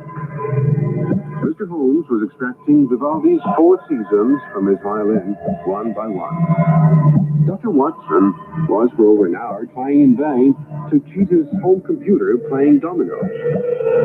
Suddenly, the great... Okay, that's interesting. Thanks for the link, Sheldon. Thanks for the link. I don't remember that show, and I tell you guys, I was listening to Radio Moscow quite a lot. I was not a communist, don't worry. But I did, like a teenage guy of the 80s, I was a fan of what, I think I'll be honest here. What made Eastern Bloc countries interesting to listen to is that you had this sense of being kind of not illegal, but out of the general mold of everything. And Radio Moscow was part of that. It was like, I'm listening. I'm cool. I'm listening to Radio Moscow. Everybody else listening to the Western stuff. Pfft. Hey, I like the communist stuff. No, but I wasn't. There was crazy times. If you guys watch the Cold War series, I think for a long time, there are a lot of people, thinking communists were everywhere. But I wasn't in that mode. I was a teenage guy, and up to young adult that was curious, and shortwave was that way of listening to broadcasts that you don't hear, and of point of views of other people, because shortwave is point of views of other people. Shortwave is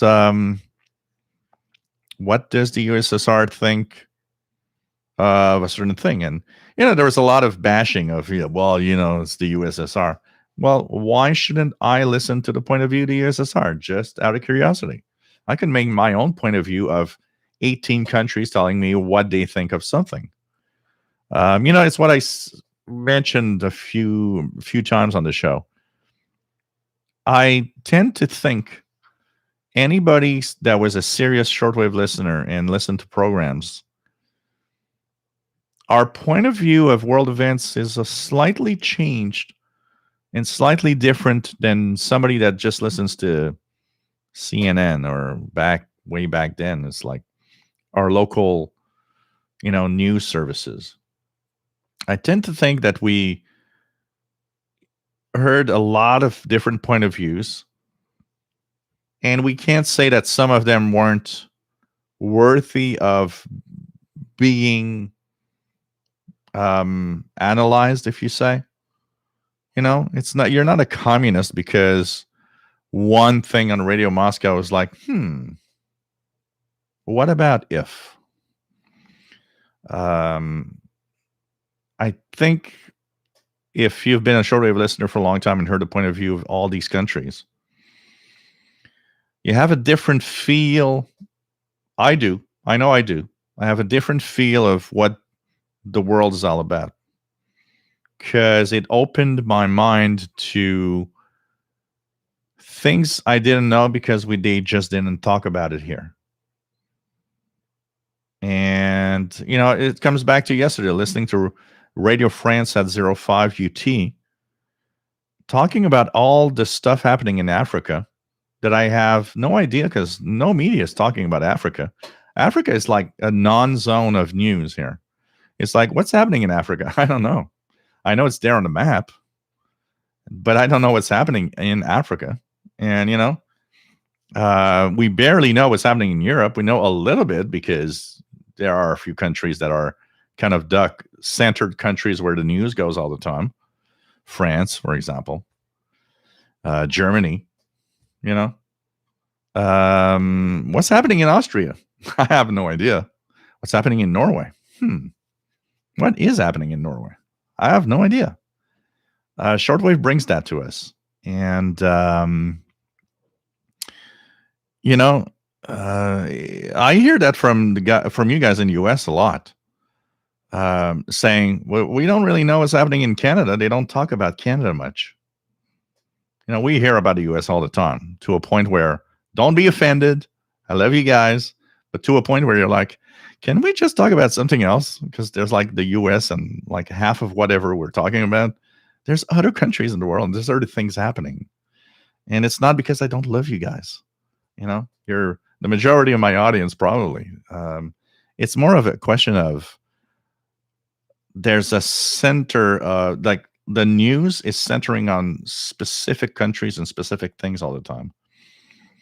And shortwave was cool because, did you know there was an earthquake in Afghanistan? And there's like, what? Yeah, they talk about that on the news on whatever radio station I was listening yesterday, on shortwave.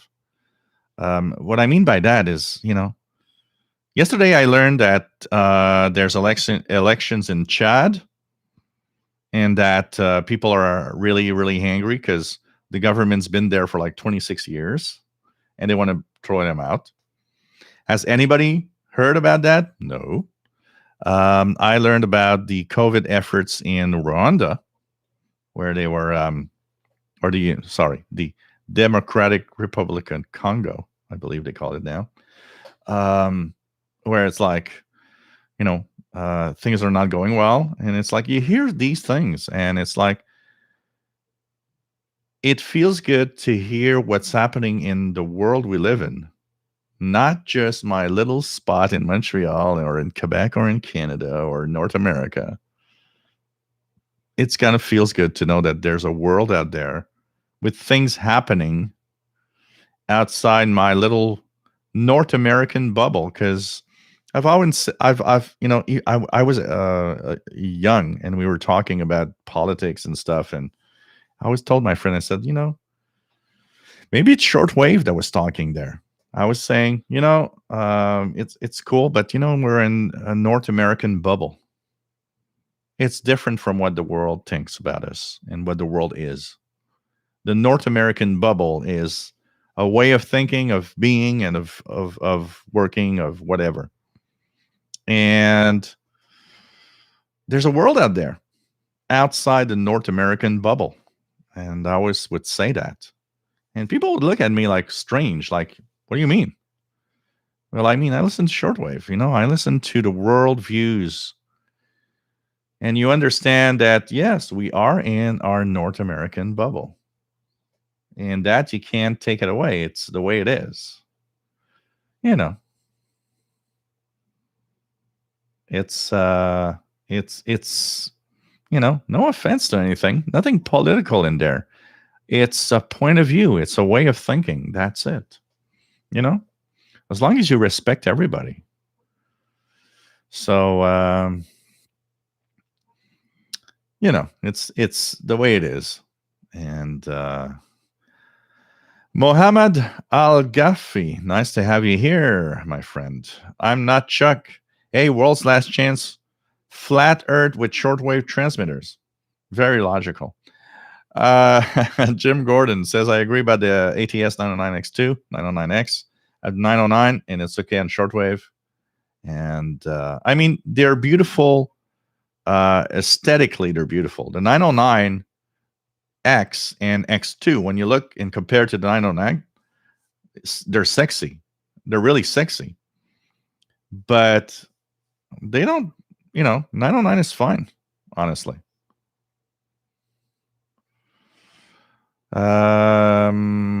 Okay, what else do we have?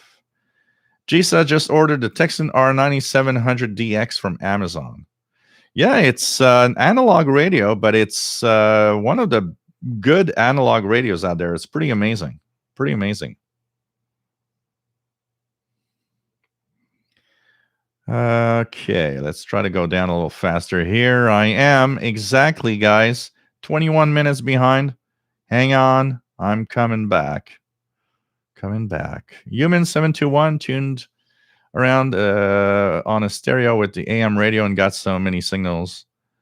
Search one station about 1,100 kilometers away. Cool.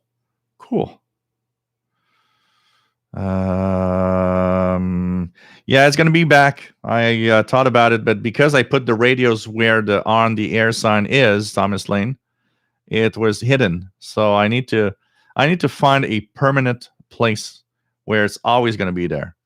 And that's going to be fixed this week for sure. Eric Cottrell's got a Coco 3 stashed away. Paranoid Nolan, nice to have you on board. Happy Radio Day. Al Maysam, I've installed Dream, but can never get it to run. Yeah, mine crashes all the time. I don't know actually what to do. It always crashes.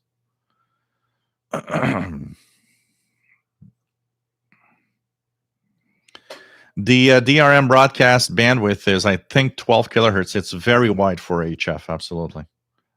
It's more of interference than anything else. I can tell you that. So,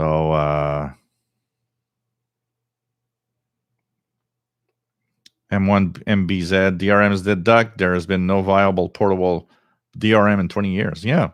If they had done several DRMs that worked well, I'd give it a chance. But forget it. But you know what, Matt? The problem with DRM when it works with our big gun radios and big gun stuff that we do. We're talking about DRM on a portable radio. David says, how would you have reacted if you had suddenly come across an SDR back in your younger years? I would have been mind blown, and I would have said, "Oh man, I hope someday to have one of those."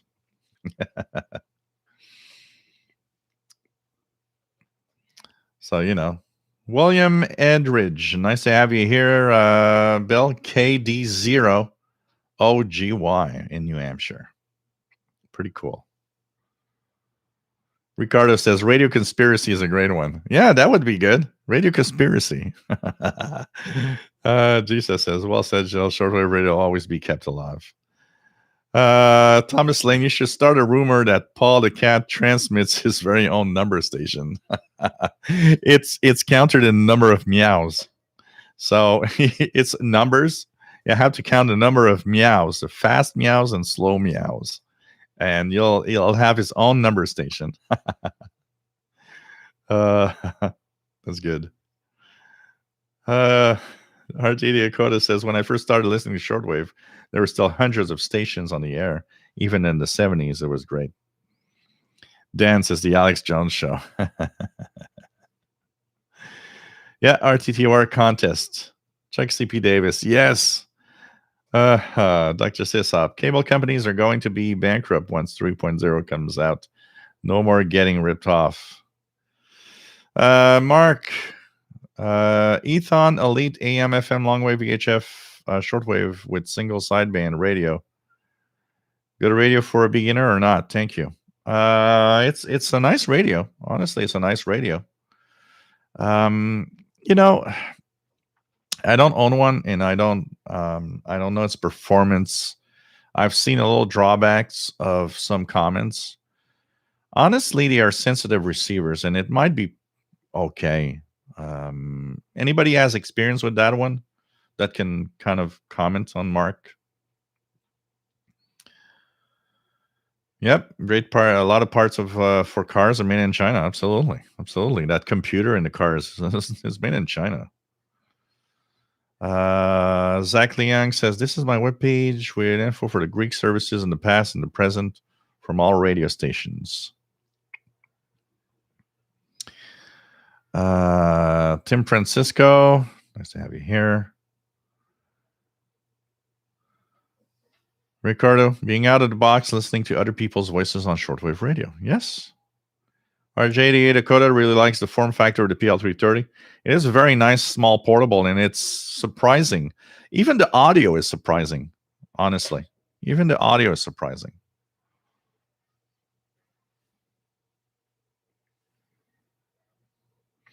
Joseph Ickenbaum. Yes, I learned so many other points of views from shortwave. It also just part of learning about the other cultures and the broadcasters. Yep, absolutely. KW1161, I remember President Reagan's joke. I have decided to rid the world of all the evil empire forever. Bombing me out in 5 minutes while doing a mic check. I wonder if they covered it in Warmongers. Matt says, even if they engage in propaganda, podcasts can contain information that local propaganda isn't reporting. For me, that's one value of Radio Havana, Cuba. Yep. I have nothing. I would like Radio Havana, Cuba to fix their transmitter so they can be better, but I got nothing about RHC. I mean, it's funny because, I wasn't there to see that, but I'm pretty sure that when we go to how countries react with each other, when the Canadian government kind of supported Fidel Castro and all of that, I'm pretty sure back then that must have been one of those things that the U.S. government was mad about. That said, I do find that when you restrict the liberties of your own country's population, it's not a good thing. I think we all have our own values as to what we do and what we don't do, or should we go or should we not go. Still, Radio Havana, Cuba has some aspect to it that, why not? Let's listen and see what they have to say. Shortwave was a lot about that. Shortwave was the voice of any country wanted to say something, shortwave was that. It was, here's the place where we are going to expose our own views of world events. Be happy or not. And that's fine. That's fine. I mean, China Radio International, there's a few things in there that are kind of interesting. You take what you want and you leave what you don't want. But honestly, China Radio International is the Chinese propaganda stuff. I listen to VOA, and Voice of America is U.S. propaganda. That said, it has some interesting point of views. It has some interesting programming. When I get VOA, I find it interesting. I hate their VOA pop music crap. I understand that they're sending that to countries where they might be listening to the pop music and be happy. It's okay. But, when I listen to VOA News, VOA Points, I like the fact that when they actually issue their viewpoints, they do say the following is reflecting the views of the United States government. They are saying it. I mean, it's like, okay, take it or leave it. Here's what we think of whatever, and take it or leave it. And I mean, every country around the world will, see it in a different way. Some people will reject it. Some people will be like, yeah. Some people will like, yeah, okay, halfway through.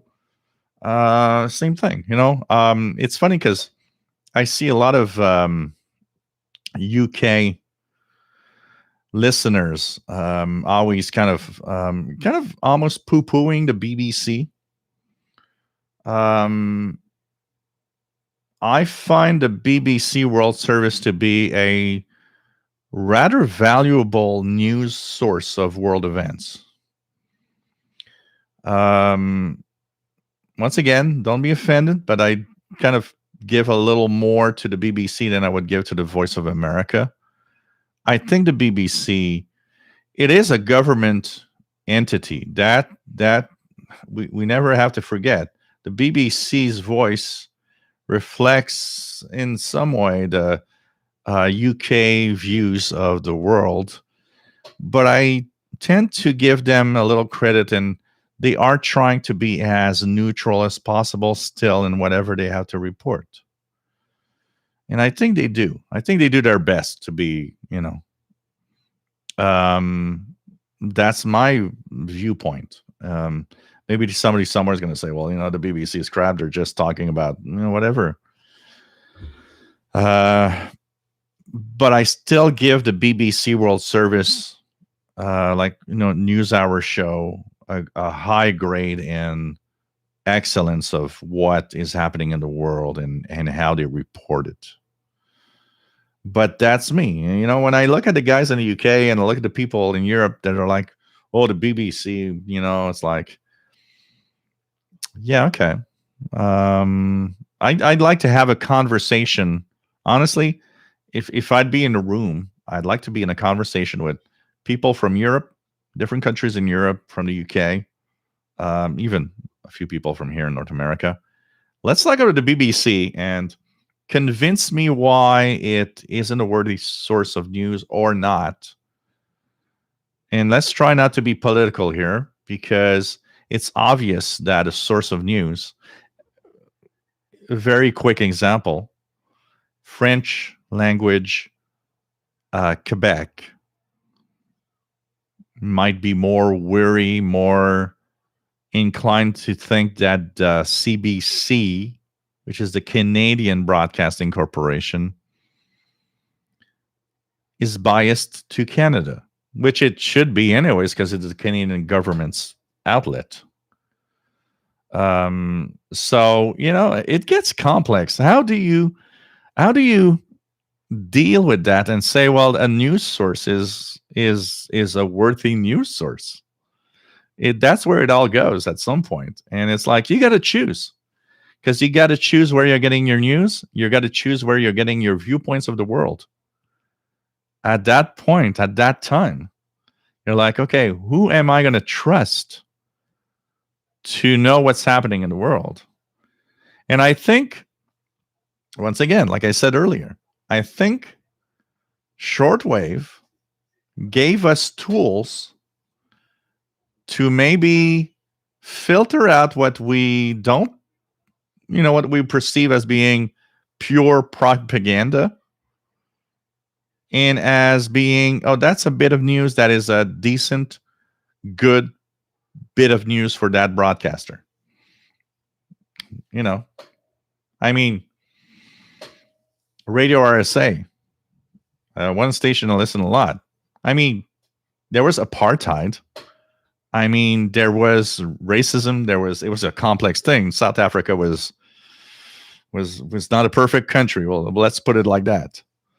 And what country is a perfect country? What every country in the world has its thing that you cannot, that's not beautiful.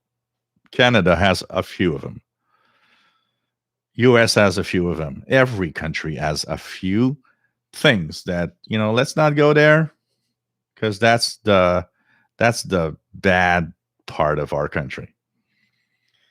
That said, Radio RSA had some news, and some news related to the fact that, South Africa was South Africa. It's a really complex thing when you think about it, and learning what is the decent news. What is, I'm listening to this broadcast for an hour. What is in there something decent that it's worth listening to? What is a propaganda that I'm going to filter out?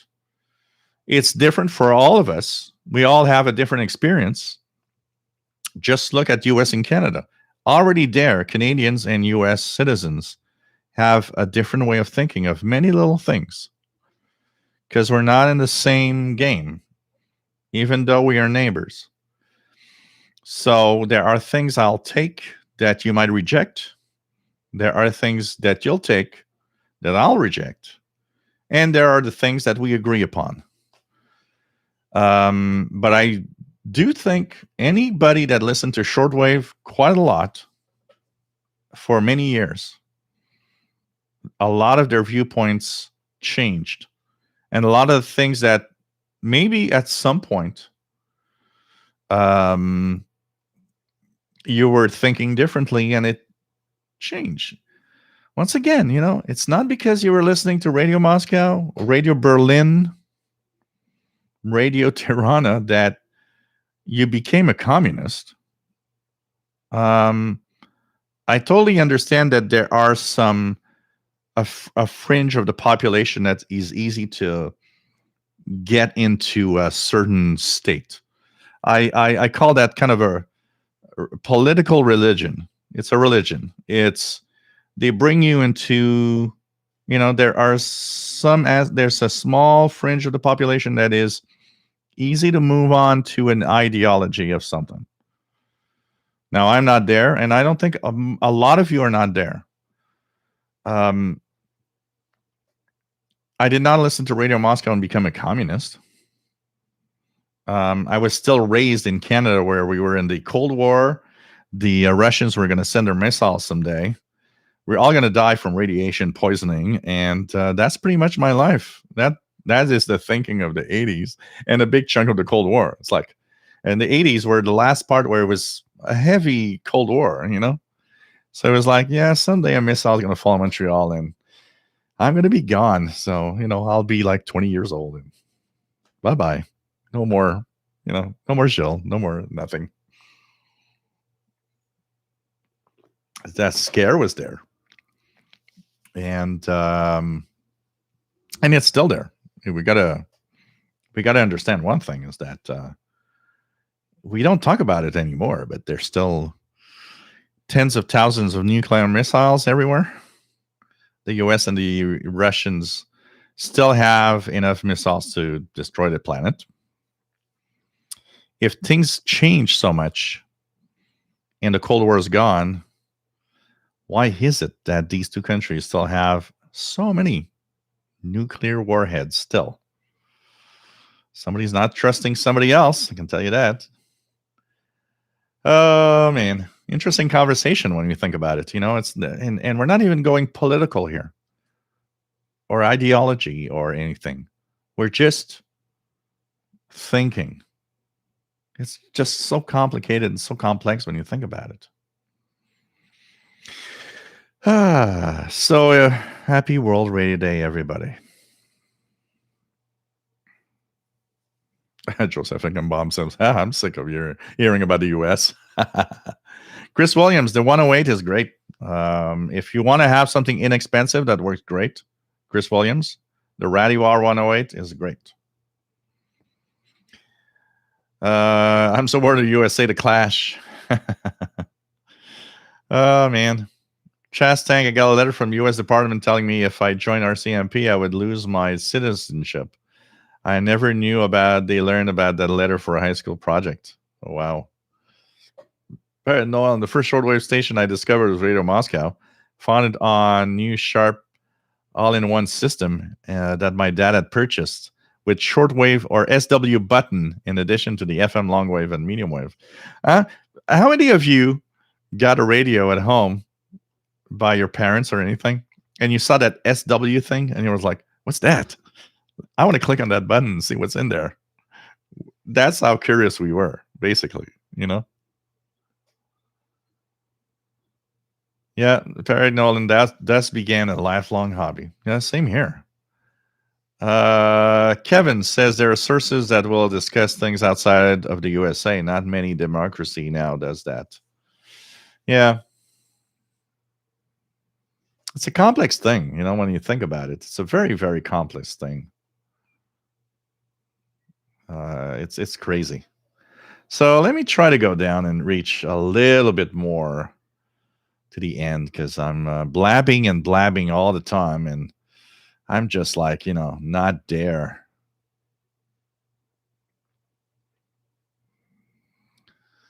Okay.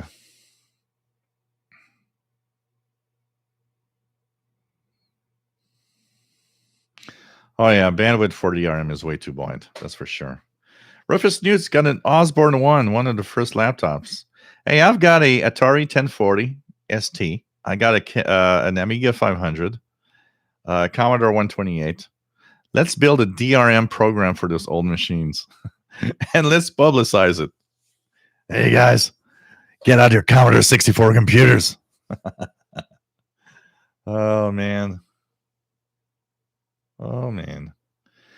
Matt says, when DRM works, it works well, but there's no DXing DRM. You have to be within the beam of the signal and conditions to have good enough to send a strong signal. Yep.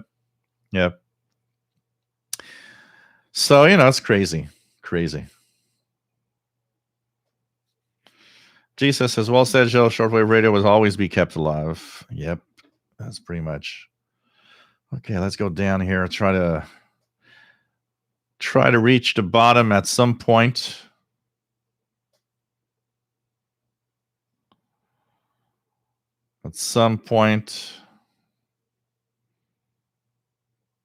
Chris Williams purchasing the 108. Cool. You're going to be happy. You're going to see it's a nice little portable. I can tell you that.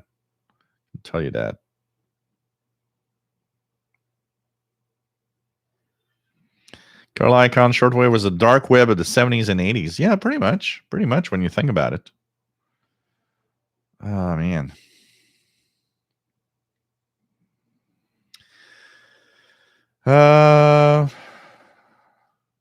Rufus says, I tell my coworkers about overseas programming.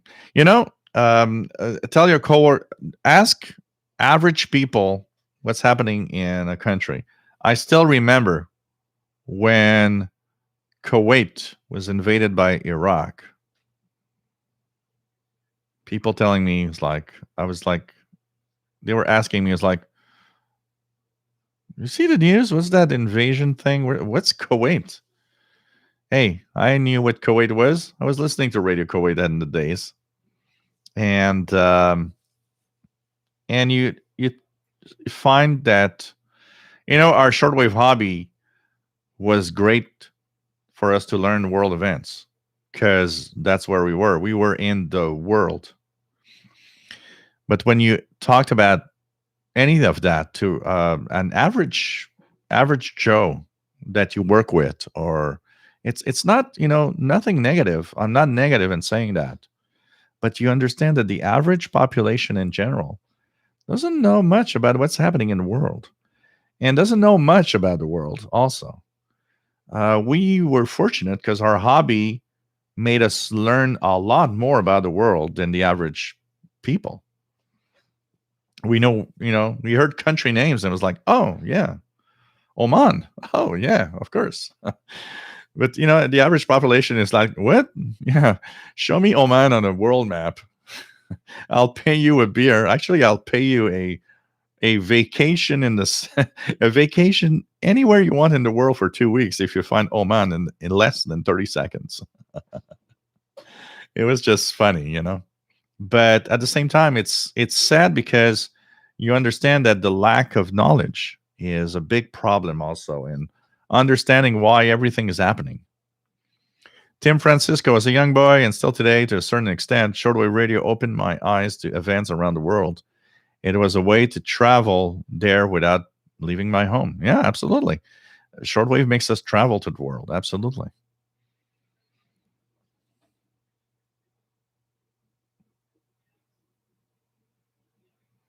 Pretty crazy. Hey, William Helms in Florida. Nice to have you here. Hal H, do you ever get any signals from Greenland stations or beacons? I heard a few times an amateur radio station in Nuuk, Greenland, which is, I believe, the capital of Greenland, in an RTTY contest, always by accident. David says a conspiracy show by Gilles that's begging to be relayed by a pirate.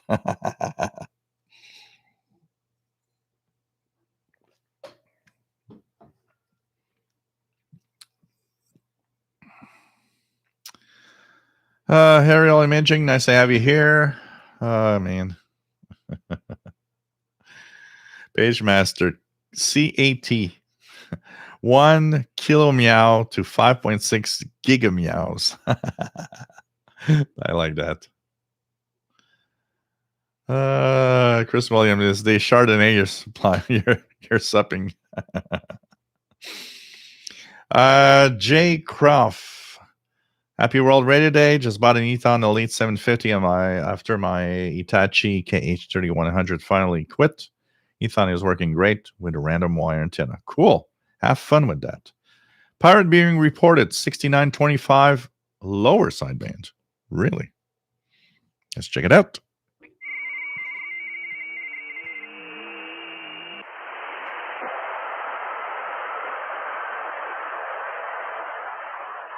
I hear something. It's weak, but it's there. There's something on 6925 lower sideband. But it's very weak here. Very weak.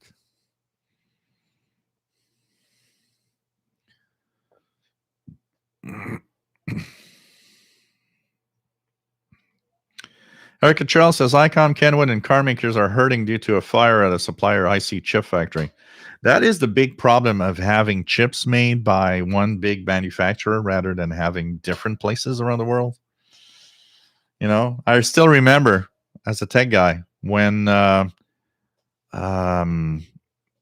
Western Digital, which was the biggest supplier of hard drives in the world, was hit by floods. And I don't remember what country they were making their hard drives. Thailand or something. There were major floods. Man, the price, I still remember the price of a 500 gigabyte drive went from $60-ish to like $200-ish. When my clients said my hard drive died, I was like, yeah, so the hard drive is 225. And they were like, what? It's like, I'm sorry, but the price is like just soared because there's a fire and there's a shortage of hard drives. Joseph Ickenbaum, absolutely. Both are Voice of America, CRI. They're all propaganda machines. That's for sure. There's a mix of different things in there. You got to listen. You got to listen. It's a mix of things. There's propaganda, and there's things that are actually okay. Honestly, and I'll give my own viewpoint because Matt is saying VOA actually rates high for fairness and truthful reporting. Their propaganda angles, such as it is probably more in the things they don't talk about than the things they do. Honestly, my viewpoint of the Voice of America is of a relatively fair broadcaster. Because when I listen to their news and listen to their to the current affairs and information that they give out, I find that it's a fairly decent service. I think it's my viewpoint. I know somebody somewhere in the world is going to watch me and say, "Yeah, you fool! It's all propaganda. It's all lies." Yeah, okay. My viewpoint is that the Voice of America isn't that bad. I think of Voice of America as a viewpoint that is worth listening to. Like I like the BBC, honestly.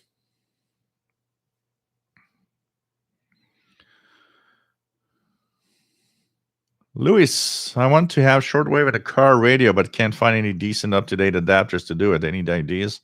How can I get it? Is any company manufacturing a solution nowadays? The best way will be to have a shortwave radio that you just broadcast the audio to the car, and that's pretty much it. But that's a tough one. Is there still any car shortwave radios? RGA Dakota, most objective radio New Zealand Pacific. Jim Gordon, I've been having problems with 157070 for a while. Maybe the source of the QRM is nearer to me. That's interesting. Okay. Because I know here I don't have any problems, but it's possible there's something there. It's possible.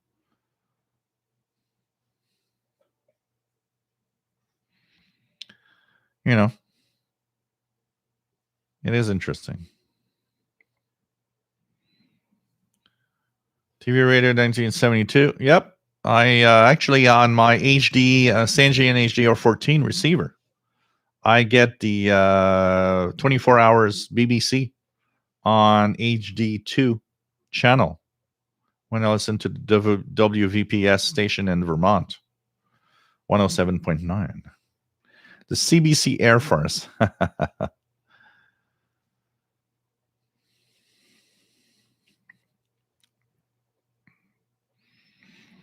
What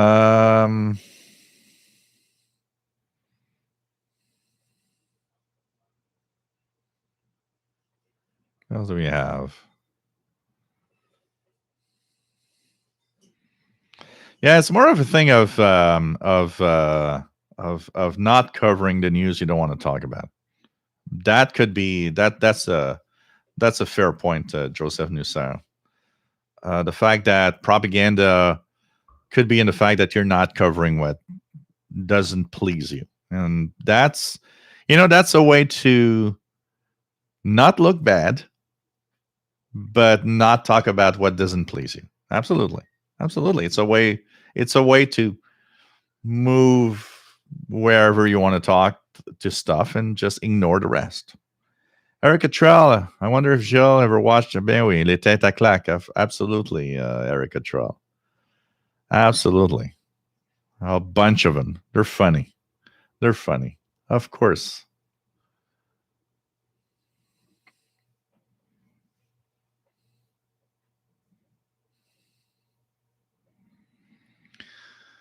Oh, man.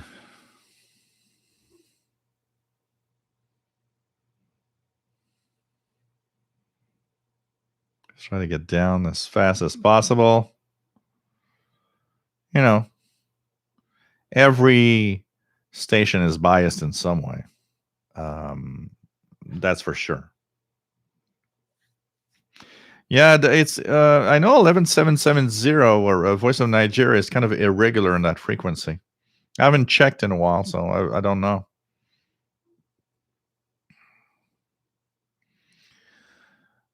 Mystery Radio 21 4875, Audible in the UK. Yeah, the day after moving, absolutely, Ricardo. I still remember it. I remember when it played on TV and I watched. That was something, you know. And you know, a lot of people learned. Yeah, you know, it's like in talking about propaganda. Yeah, duck and cover. That's gonna really be a good thing to save your life in a nuclear holocaust. Duck and cover. Just cover your neck and just kneel in front of a, you know, whatever, a big building. You're gonna be safe. Don't worry. That nuclear fumes are not gonna be around you. It's crazy. It's crazy when you think about it too. Robert Osborne used to listen to Armed Forces Radio on CBC International, the only way to get news from home before the internet. I remember having sports on the American Forces Radio Network on shortwave. I remember listening to a Mets game on that on shortwave. Pretty crazy. Oh man. Yeah, that's possible, Joseph Nusa. You know, I'll say again, I like you guys, but we talk too much about the U.S.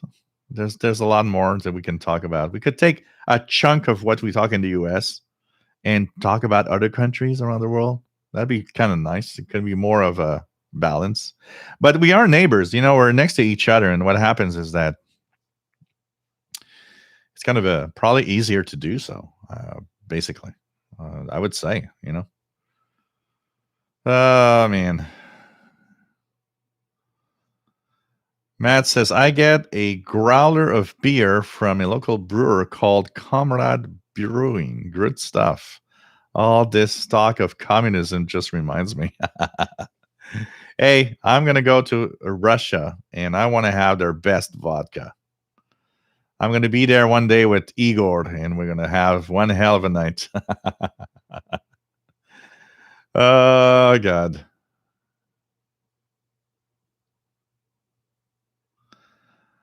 Michael S., nice to have you here from Queens, New York. Canadian Radio TV guy says, yep, when I got a Realistic DX 66 at 11, 2014, in 2014, I listened to Aircraft and wondered what the SW meant. So watch the video. Numb Stations was also the start of a lifetime hobby here. Yeah, we were curious. What is that SW thing there? Let's press that button. You know, let's turn it to SW. I want to know what SW is all about. James Johnson from Florida was there, yeah. Sergio Cordero Lamas, nice to have you on board. And nice to have you here. ¿Cómo está mi amigo? Donde Argentina? Nice to have you here from Argentina. My friend. Where I live has become difficult to listen to a few stations that I tune on my XAJ D328. What can I buy? The question more is it because of a lot of noise around you, or can you give a little more details on what's making it difficult? Because maybe it's the noise around you more than the radio itself also. You gotta, that's also something you gotta think about. Hector Vasquez, my parents' granted console had the name of the countries on the display. Yeah, that was popular. That was very popular at the time. For sure. Yeah, Google should have a World Radio Day logo today. That would have been nice. They want you to listen through the internet. Oh man, there's a lot of stuff.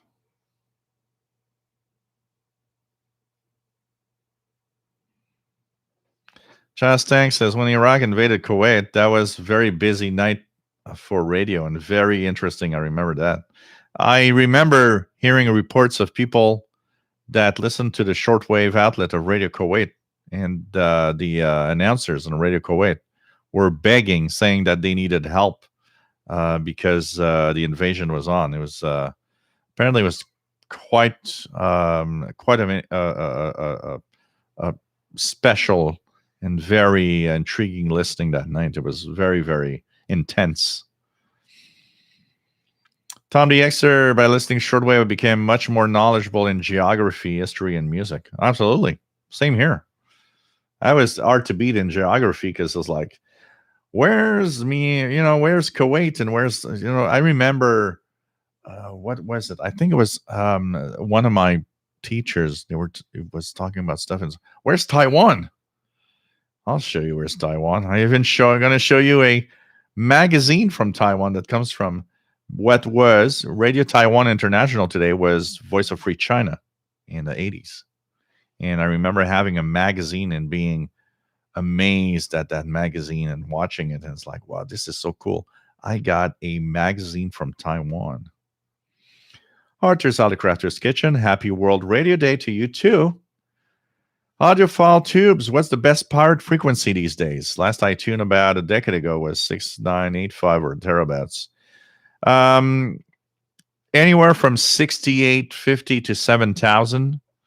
And the lower parts of 5 and 4 megahertz. So 4 to 4200, 5 to 5200. That's where most of them are in general. There's a little bit in the 3 megahertz range also, but still, I'd say the bulk is on 6850 to 7000 kilohertz.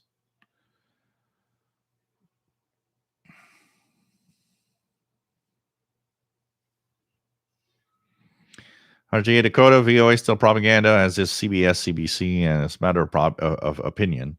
Yeah, it has the viewpoints of what we consider or, are interested in. Clive, nice to have you here from Review Bro. Nice to have you on board.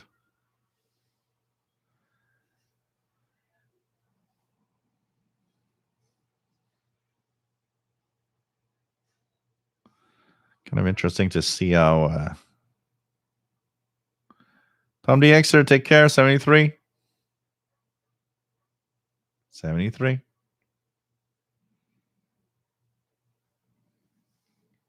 Yeah, I don't know. Would you get more QRM today's vehicles than you would get in the older ones? Maybe, it's possible. Mickey just sent an interesting audio clip. Let me check that out here.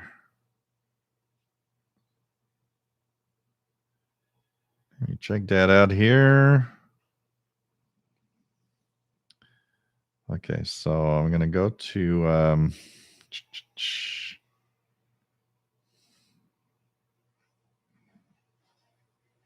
Greenland. Okay, I'm going to play it here. I'm going to go get Greenland. Interesting audio clip from our friend Mickey Delmage. Out. And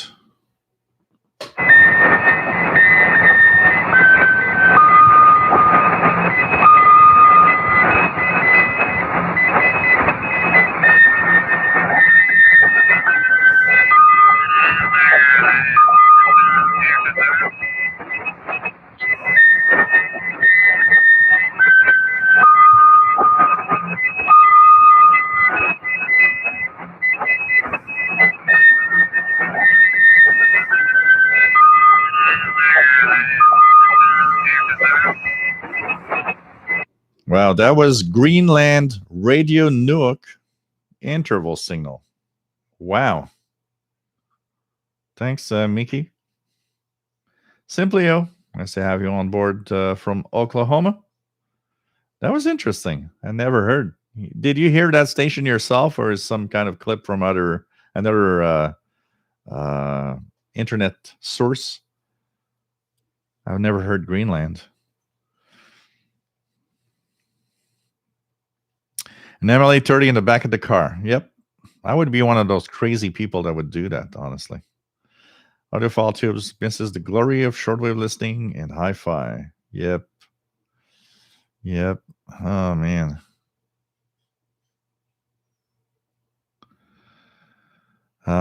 Keegan here's the CBC radio here at night on 990 CBW Winnipeg, Manitoba, and once on 540 CBK in Saskatchewan at night.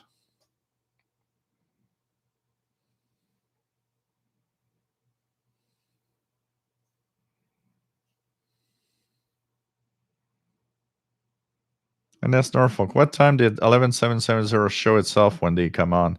Around 20 UT. Around 20, 19, 20, 21 UT. Let me just check. I'm going to check the schedule here. 11770 is Radio Nigeria. So they have 06 to 1100 UT, and they have 15 to 1630. Actually, they have 1630 to 20 UT, 21 UT. So the times that I have heard them here was around 20 UT. So 19, 20, or up to 21 UTC. It does say here it's an irregular broadcast. So it might not be there for a while, then it shows up. But tune around 19, 20 UT. 19 is French. Then there's also some Hausa and some local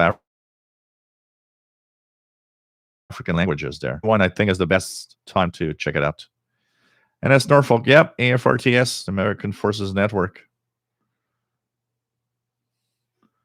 Matt says duck and cover may have been okay for fission bombs as long as you weren't too close to the hypocenter, but the ones they had fusion bombs. Yeah. Duck and cover. Let's save yourself. Vince Perrault. Good vodka, does that exist? Yes. Grey Goose from France. One of the best. We'll have to try that together. And I will convert you into a vodka guy. Because yes, it does. You just haven't had the good one. And at the right temperature. But Vince, yes, I can tell you. The Heisberg one made in, I think it's Newfoundland, isn't too bad also. But Grey Goose, that is fine vodka. Audiophile tubes, the Russian woodpecker. Yep. Yeah. Oh, man. What else do we have? I don't buy the one from Russia. It's no good. Moscow. A friend of mine buys Moskovskaya. Oh man, that is the worst vodka ever. Freedom of choice is what it's all about. Absolutely, Chris Williams. You're totally right there. Well, believe what you want to believe, but also at the same time, be just knowledgeable enough to understand that what you believe is an okay way of thinking. You know, you can make your point of view, but with the knowledge that you understand is, well, I think that's a fair point. But never push your point of view to an extent where, you have to think this. No, look, let me think what I want to think.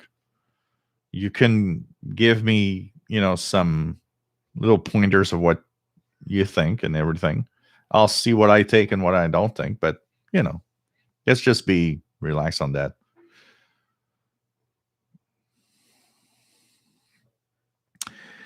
Dr. J.B. Saran, do you think modern militaries have shortwave jammers in their arsenal?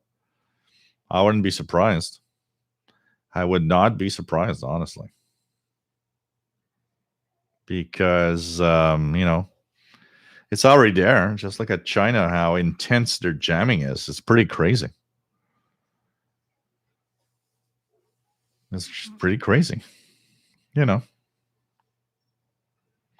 Rob says, very strange not seeing your cool SDR waterfall on the big screen behind you.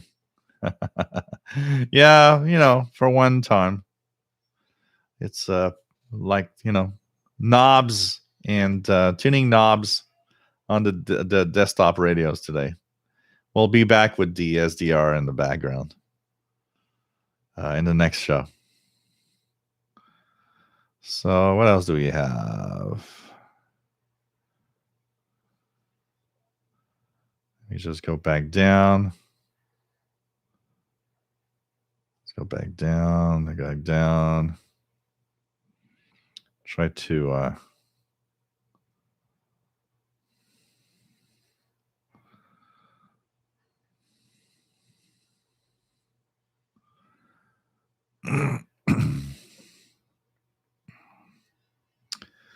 what else do we have? Sorry guys, I'm just getting down here.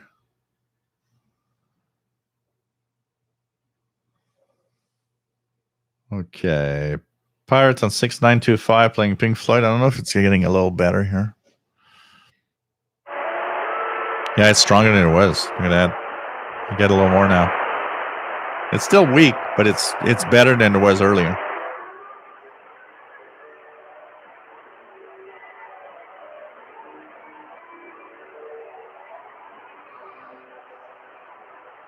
So 6925, lower sideband. Vince, it have to be made from potatoes. I tried one from Poland, and I didn't see any difference. We'll try it together for sure. Yep. Don't worry.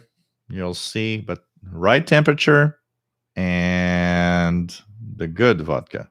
Because there's a lot of crappy stuff that I wouldn't even touch. Man. Matt says, yeah, make sure you're curious and also willing to challenge your own assumptions and beliefs. If something makes you uncomfortable, explore it further. Don't run away from it. Yeah, that I think is one of the biggest problems in our society is that when somebody challenges your opinion, instead of rethinking it, I've had that here on the Shortwave channel. People challenging my own point of view on radios or aspects of radios. And I had a lot over the years, so many times rethinking. Okay, let me reassess this. I try to be as fair as possible when I talk about a radio, an SDR, or anything. But I think we all have our limit where we're like, I'm sure of this. Nobody's going to challenge it. I think we all have that little, some is higher than others. And then somebody comes and challenges you and says, no, you're wrong. We never like to be challenged in a way. I think it's all in the way that we're challenged, actually. If somebody says you're an idiot, that's wrong. That hurts us. And we refuse to reassess and rethink about it because we're like, yeah, right. But if you come in the right way and explain it in the right way, and you don't make that other person feel like they are idiots, rethinking what we believe is the truth is fundamental to having, I think, the real truth, because it's, if you can, an example that I will give, okay? And this is very personal, and I don't want anyone to talk about that, a religion or anything in the chat. I'm just going to open a little bracket here.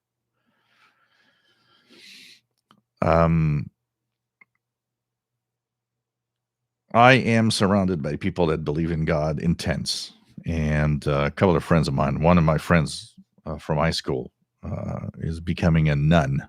And I am the opposite. I am someone that does not believe in God. But I was in a conversation once with somebody else that does not believe in God, and that said, we came to a point where it was like, God does not exist. And I added, well, I'll just say this. I don't believe in God, but I am scientific, and a real good scientific mind cannot close the door to something he didn't see or understand. And he said, and he looked at me and said, well, you're a fool. I said, no, I'm not. I think that's the best way to think about things you don't understand. My viewpoint of my viewing the world tells me, and personally, I feel it's not, there's no God. And by the way, I'm not offending anybody in the chat room, please, because I know a lot of you are, believe in God, and that's fine. But that said, I said, well, my scientific mind needs to be open to what I don't see and I don't know about. So I guess I'll see maybe someday. I don't know. But the other thing in there is that is also why science is going and evolving. It's going ahead because what we see and what we deal with is not necessarily what we actually think is exactly the truth and the things going forward. The best scientific minds in the world are what? People that are open-minded, that someone changes their opinion and beliefs in some theory or some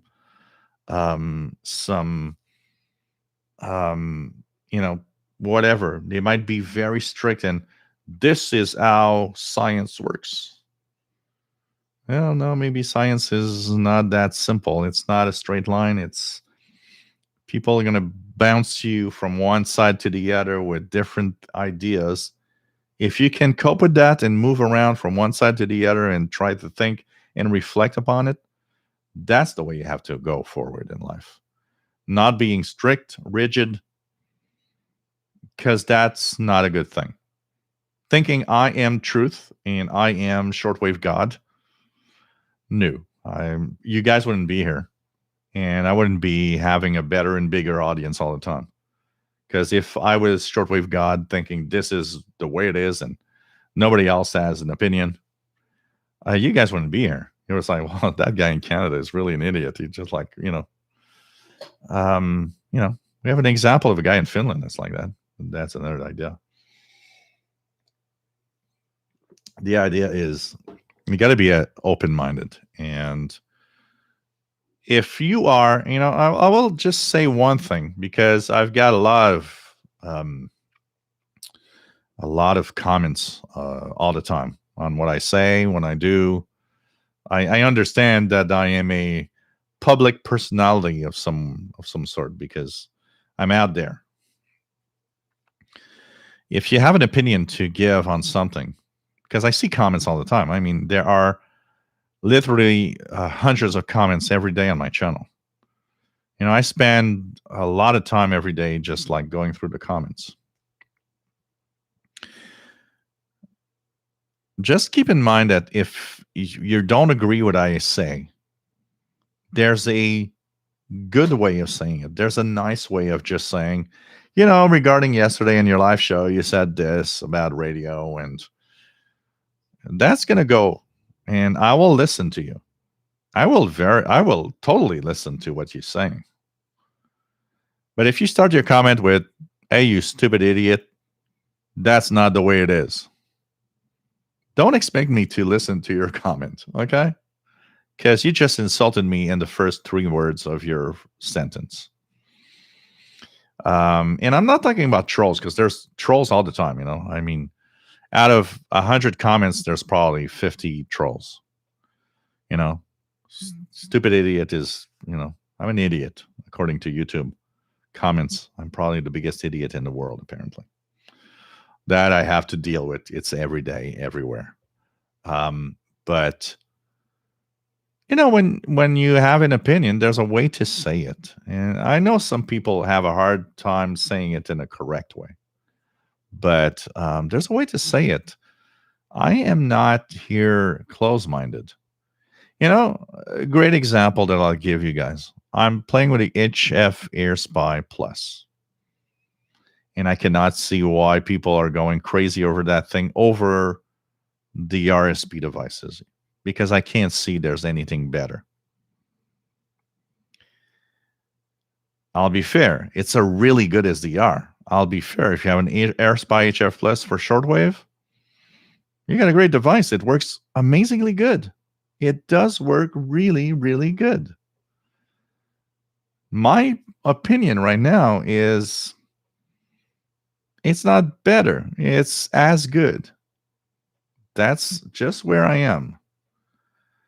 But what's sad about this is I haven't talked too much about it because I'm tired of, well, you're so stupid you can't test it properly.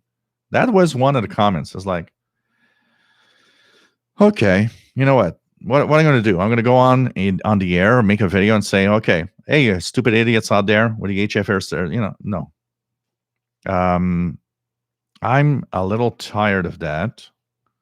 So I've been kind of low key because I have had, I don't know, I almost think there's some kind of religion around the AirSpy, because it's like, it's good. Let me tell you guys, it's good.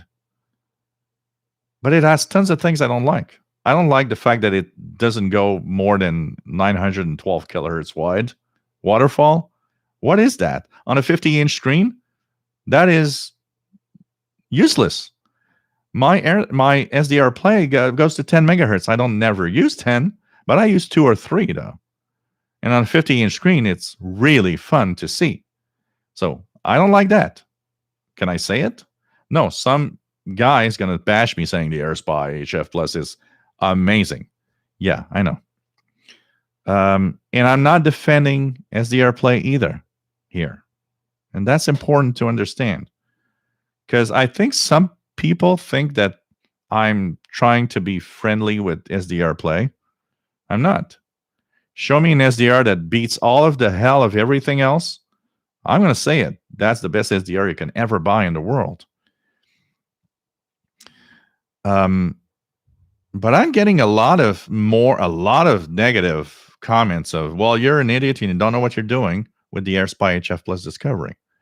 And look, limited waterfall, I don't like. 1. Limited frequency range, I don't like. 2. Can I say that?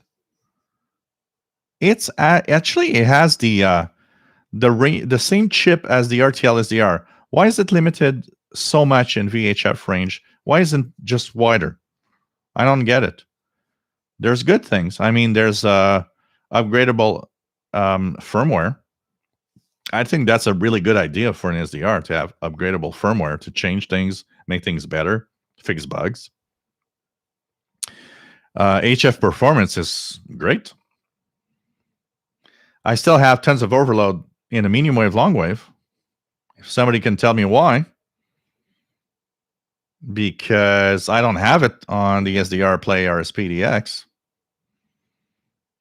And of course, the first comment is, oh, you don't know how to use it. Well, I plugged it to an antenna and plug it to a computer. What the hell you want me to do? Exactly. I have that problem. I got a lot of 50 kilowatt AM stations here. Okay? Like I got a lot of FM strong stations here. Just saying. I will just say one thing also about that, is that in the lower part of the spectrum, or even in shortwave in general, I will not be able to give a winner, because if you have the noise level I got, You got to just see the average, the general performance of the device. It's as good as the RSPDX, and that's what I can say. When people say, well, the RSPDX isn't as good, when I see somebody say, on shortwave, I get signals I don't get on the RSPDX, I'm sorry, but for me, and unless you can prove me wrong and be here and show me, you're not testing it right.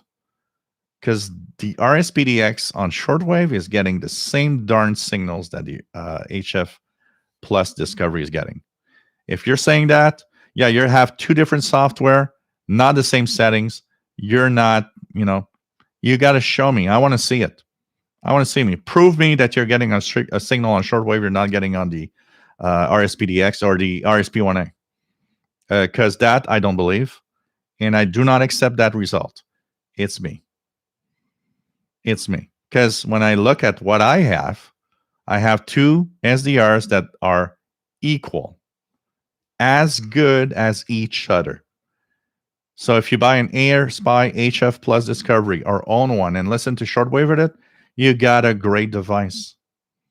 If you got an SDR Play RSP1A or RSPDX, you got a great device. I have nothing to prove me that one is better than the other. There's one thing that did kind of cross my mind. A lot of people are mentioning that in long wave, it might be better. And I say, yep, that's possible. It is possible. I accept that result that maybe AirSpy Discovery HF Plus is better in long wave or medium wave.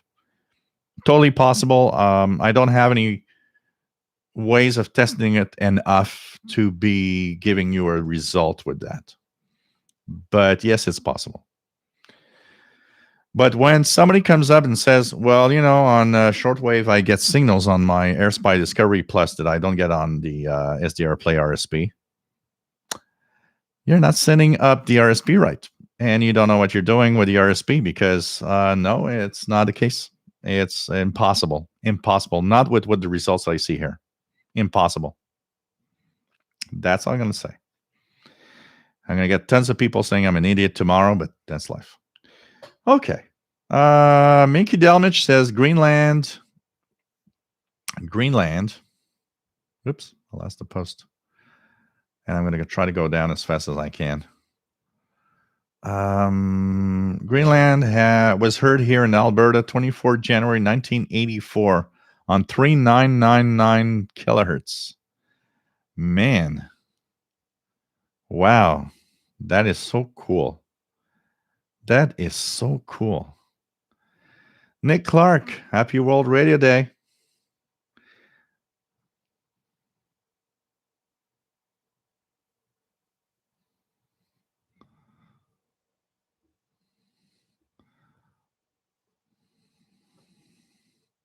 Matt says, I found a little bottle of vodka in Russia called Bruskaya Rulkita, Russian roulette. Wow. That's nice. That's nice.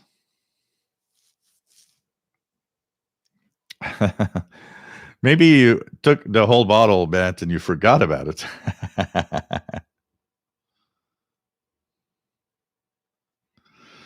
Oh, man. Hey, Mr. Blackpool. Staying safe, absolutely. Hope you're well. Where are you located, by the way? Just out of curiosity.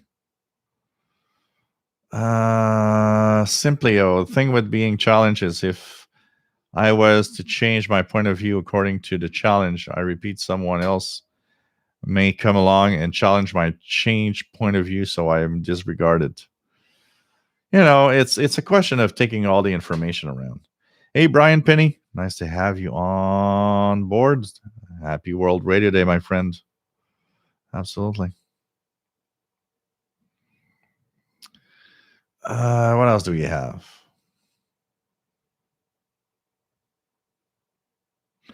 Nick Clark grew up in a religious family. Once I knew when I went to college and studied Thomas Aquinas, it was really eye-opening. Yeah, let's not go into there, but and let's respect everybody's opinion and beliefs. But it's crazy. Chuck Yinkin, nice to have you here. Page Master says, I believe in God, but Gilles does not. I will not deter me from watching a series on shortwave. His choice, even though I do believe in science and scientific method. It's a personal thing. And if someone's belief makes you want to go away,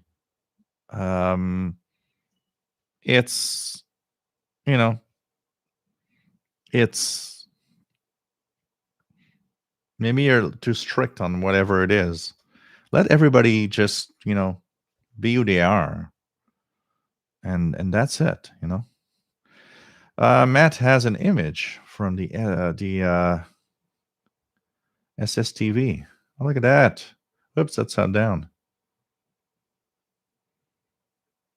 Outhouse Radio. Nice to have that. Thanks, Matt, for the SSTV. Pretty cool.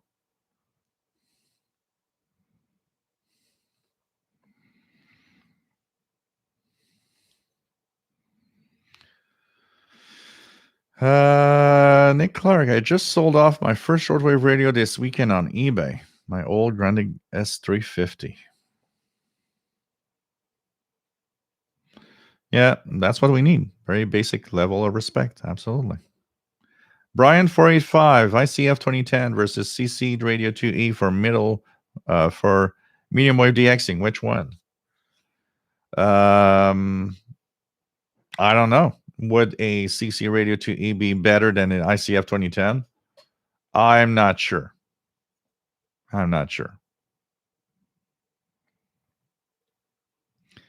Jerry DX, see a guy in red with a pitchfork. I hope he has radios. SV O'Rourke, nice to have you on board, and happy Chinese New Year. Yes, absolutely. Anybody celebrating that, happy Chinese New Year. And or happy Lunar New Year, actually, which should be the proper term here. Happy Lunar New Year. I don't think they do it anymore. I remember China Radio International sending these little paper cutouts of the New Year symbol. So when it was the year of the rooster, you had a little paper cutout of a rooster or a pig, that was so cool. They would always put that little paper cutout. I always found that really, really nice.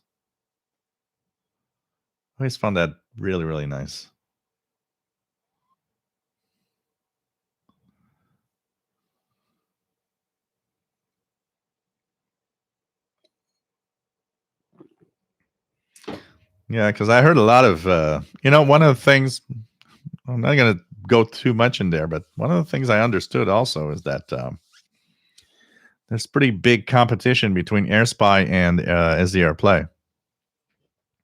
And that's why no one is allowing, that's why AirSpy is not allowing SDR Play to be in SDR Sharp. It's not SDR Play's decision. AirSpy doesn't like competition. I don't like companies that do that, honestly. That is also something that I have a hard time with AirSpy. Personal opinion. That's all. But you believe in your own products. You believe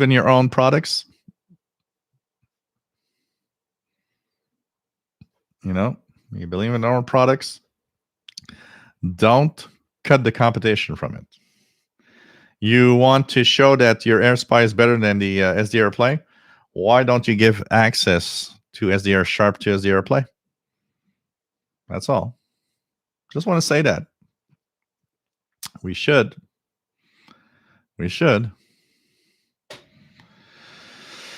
Oh, God.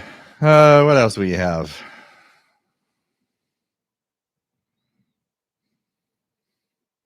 James Farley, nice to have you here from Old Bridge, New Jersey. Kill King 110. I would have my shortwave Sea Crane Skywave SSB out right now, but we have bad weather. Simply, I wouldn't mind a HiCom or an Elenco receiver. Yeah. They're nice. There's nice stuff in there. There's so much nice stuff really nice stuff in there. Tommy Magny, nice to have you here. Happy World Radio Day from the south coast of Ireland. Pretty cool. Tony Magny, I recently bought the SDR Player SPDX. I like the HDR feature, using it with MLA30 and soon to be using the Tram 1411 discount. Did you set up yours? My Tram is still here, and it's we're having minus 20 Celsius days right now. It's kind of too cold to put an antenna outside. But I'm looking at it and I'm like, I want this to be real. I want it to be out there really, really soon. Can tell you that. What else do we have? What's the New Year animal this year? I'm trying to figure out. Anybody know what the new animal is for the Lunar New Year this year? Matt says, we did an early Lunar New Year celebration Wednesday night because the actual moment was Thursday shortly after 19 UT. They're saying the New Year was Friday because the time was Friday in China. The ox. Oh, the metal ox. Okay. Oh, interesting. Cool. Chest tank, the Cooper's butterscotch snap. So that thing is killer. It's like eating candy. I can tell you that. Yeah, it's really, really cold. Both are great. The 880 has a little more tuning features. If you have the money to go on the 880, I would always say go to the 880 directly. But the 680 is pretty good too. I can tell you that.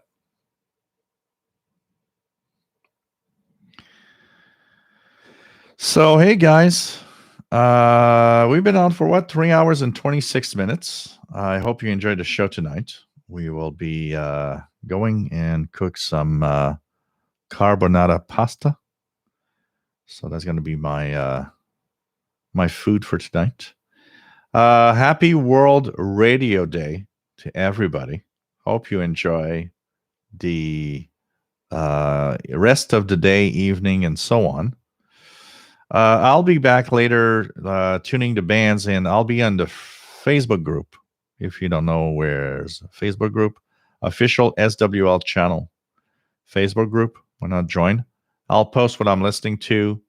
I'm going to play around tonight again with the tabletop receivers, and we'll be sharing what I'm listening to and hopefully find some interesting signals.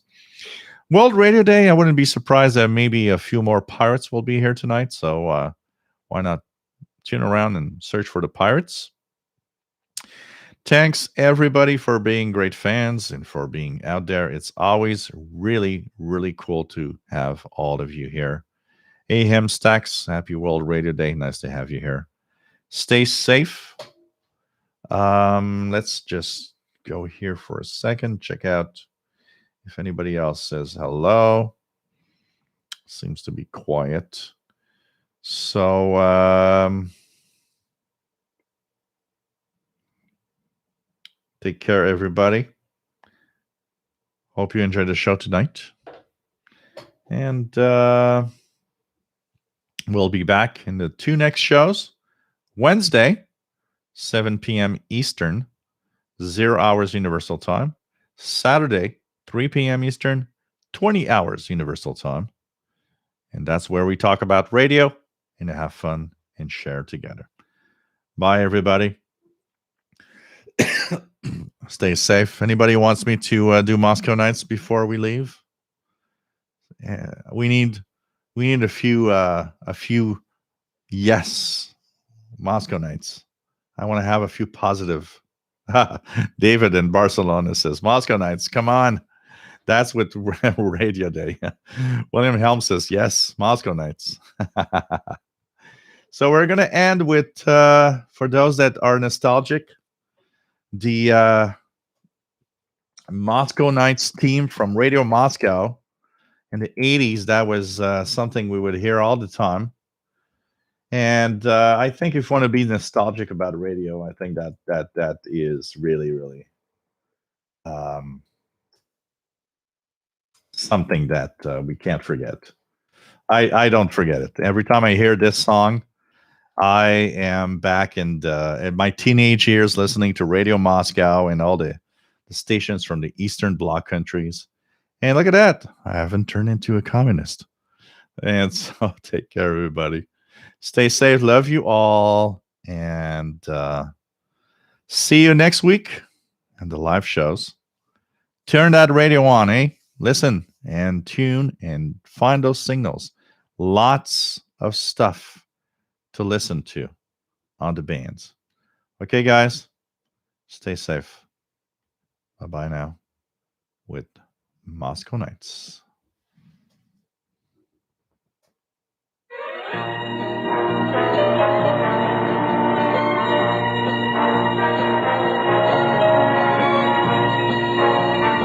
Happy 75th birthday to Radio Prague.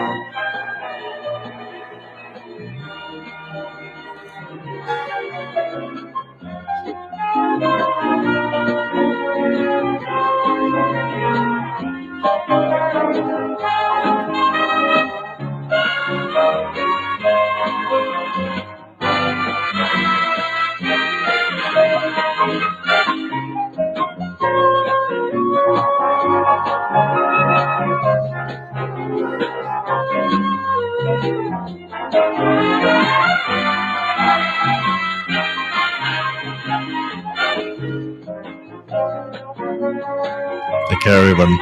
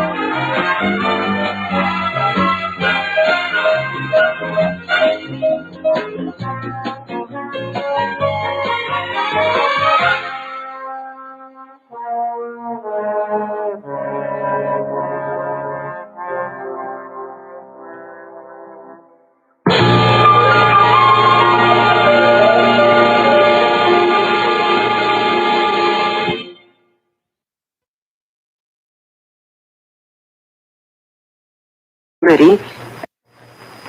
This is the North American service of Radio Moscow, broadcasting on 17.70, 15.45, 15.42, 15.14, 12.05, 9.87, 9.76, 9.72, 9.70, 7.32, 7.18, 7.15, 7.11, and 6.11 megahertz.